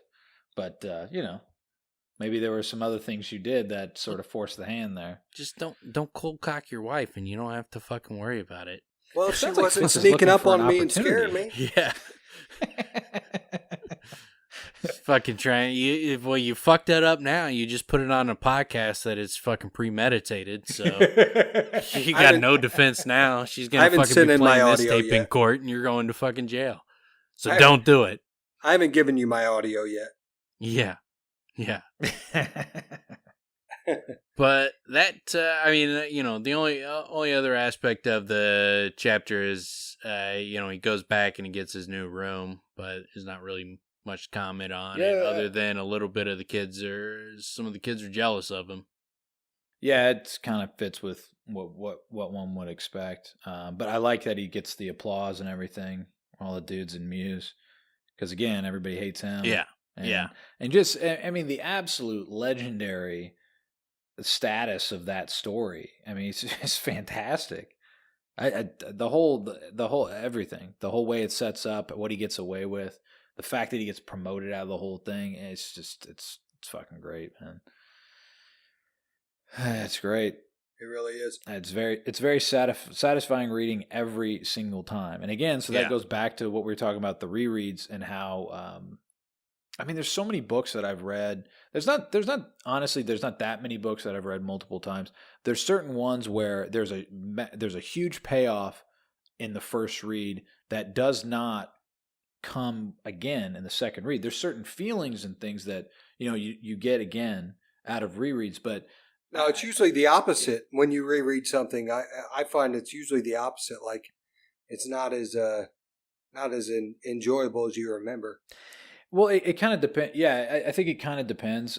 Some of it is, you as an individual, if you're in a different state. I mean, I've read things that I thought were absolutely amazing. Then, years later, I'm like, why was I so interested in this? But there are other things where, a certain, I don't know, like a certain ethereal feeling that gets created is kind of a nice thing to sit in certain books I've read. But with this, I mean, it's so satisfying every time, and it actually gets a little bit better because you know more about the characters. Absolutely, this one, and he purposefully does it. It lends on itself on purpose. It almost begs you to read it again a third time, a fourth time, to see what else you can find. Well, and it's very rare for me, man. I don't know if I've done it with more than one or two other books where I've literally just read those 2 chapters. I've just picked up the book and read those 2 chapters. Just because I don't know, I'm just busy with a bunch of other stuff and I just needed to like have a release for my brain. And I've just literally just read those 2 chapters and not delving into the entire books. I haven't really done that with anything else. So no, I don't think I have either. It's pretty good. It's decent. Yeah, it's this whole section from the time he gets to university, man, it just the story becomes phenomenal. Well, what do we have to look forward to, Dan? We're gonna get the whipping, and then we're gonna get him going to the Medica and the discovery of him using null root, and we're gonna get him going to the library, getting kicked out of the library. Yeah. Might get to him going to the fishery, his first experience at the fishery.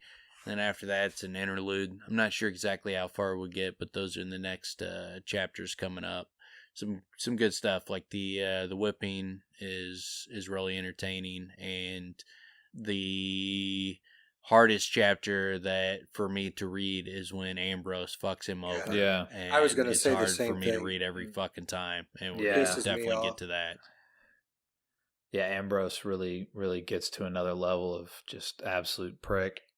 It's so funny. It's not funny, but it is in a way where it's just, you know how big a piece of shit he is, and those little details, and it just gets worse and worse and worse with this dude, man. It really speaks to the writing, I guess, or the story itself. But when you start talking about, Dan, what's coming up, and you're like, I start thinking about it, I'm like, forget listening to what you're saying, and I'm just like, God damn it, that chapter with Ambrose where he gets over on Kvothe, son of a bitch, we got to go through that again. Like, it speaks to the writing. It's frustrating. Like, it's so good that it draws you in that way.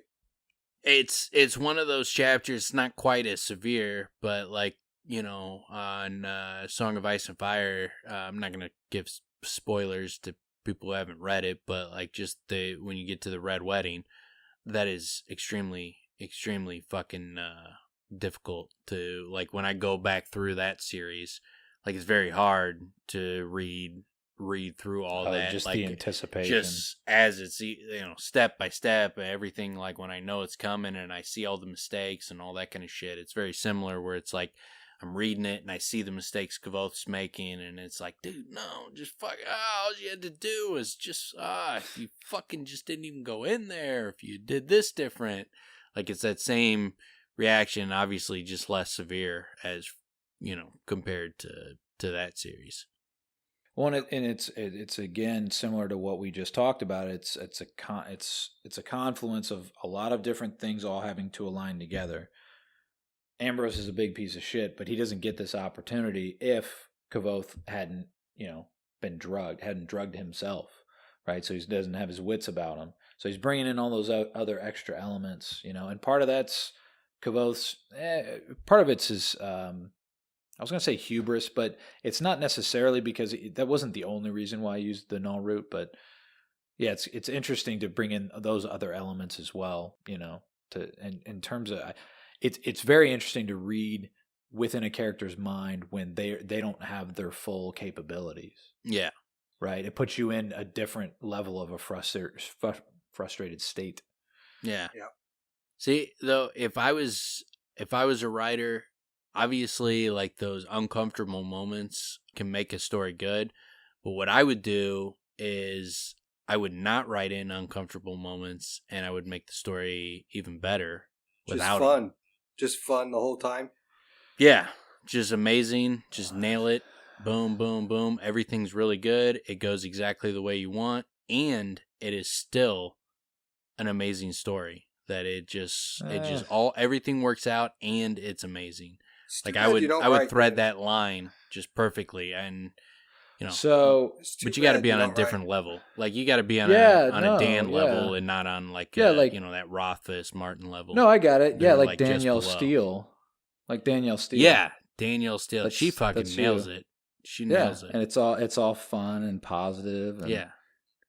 it's all joyous. You know what? My guess is, like, her fucking books. I've never read one of her books, but I'm guessing that her books have a shit ton of sad, confrontational, fucking shit ain't going well moments. I bet you every single one of her books does.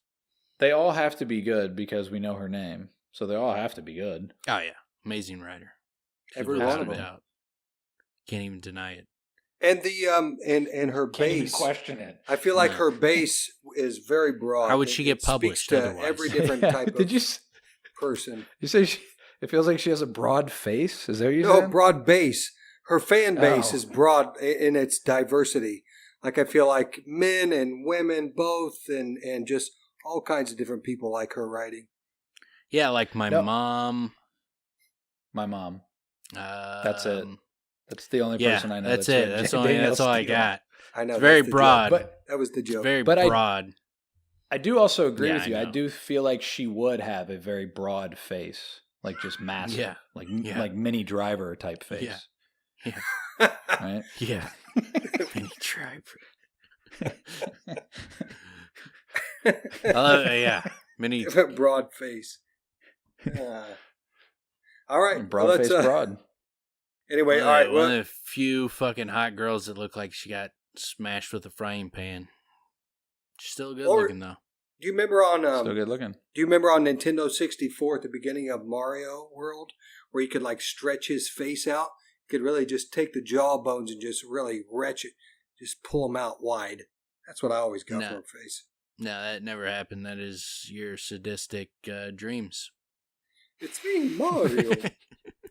Did you develop this odd, this You're right. contorted? This is some dream you had, and this does not exist at all. Hey, do you This is remember? Do not you guys remember? into a game? I didn't ask if you remembered. You remember, like, in I think Mario that's the Brothers, first when, thing like, you you said. could, like, pull the skin off his face, and you just see, like, no, that didn't happen. That's not part of the game, buddy. I'm bringing the game down to Florida and showing you motherfuckers. Is that where Wario comes in? Like he's that evil? All right. Well, hey, Surprised tune in how next much time, Nintendo guys, and comes in this shit. these guys will have a lot better jokes. I promise. I'll coach them, and we'll see you next time. I promise he won't. I promise he won't. He will not coach us. We will not drop down to that level. All right, guys. We'll see you later. Peace out.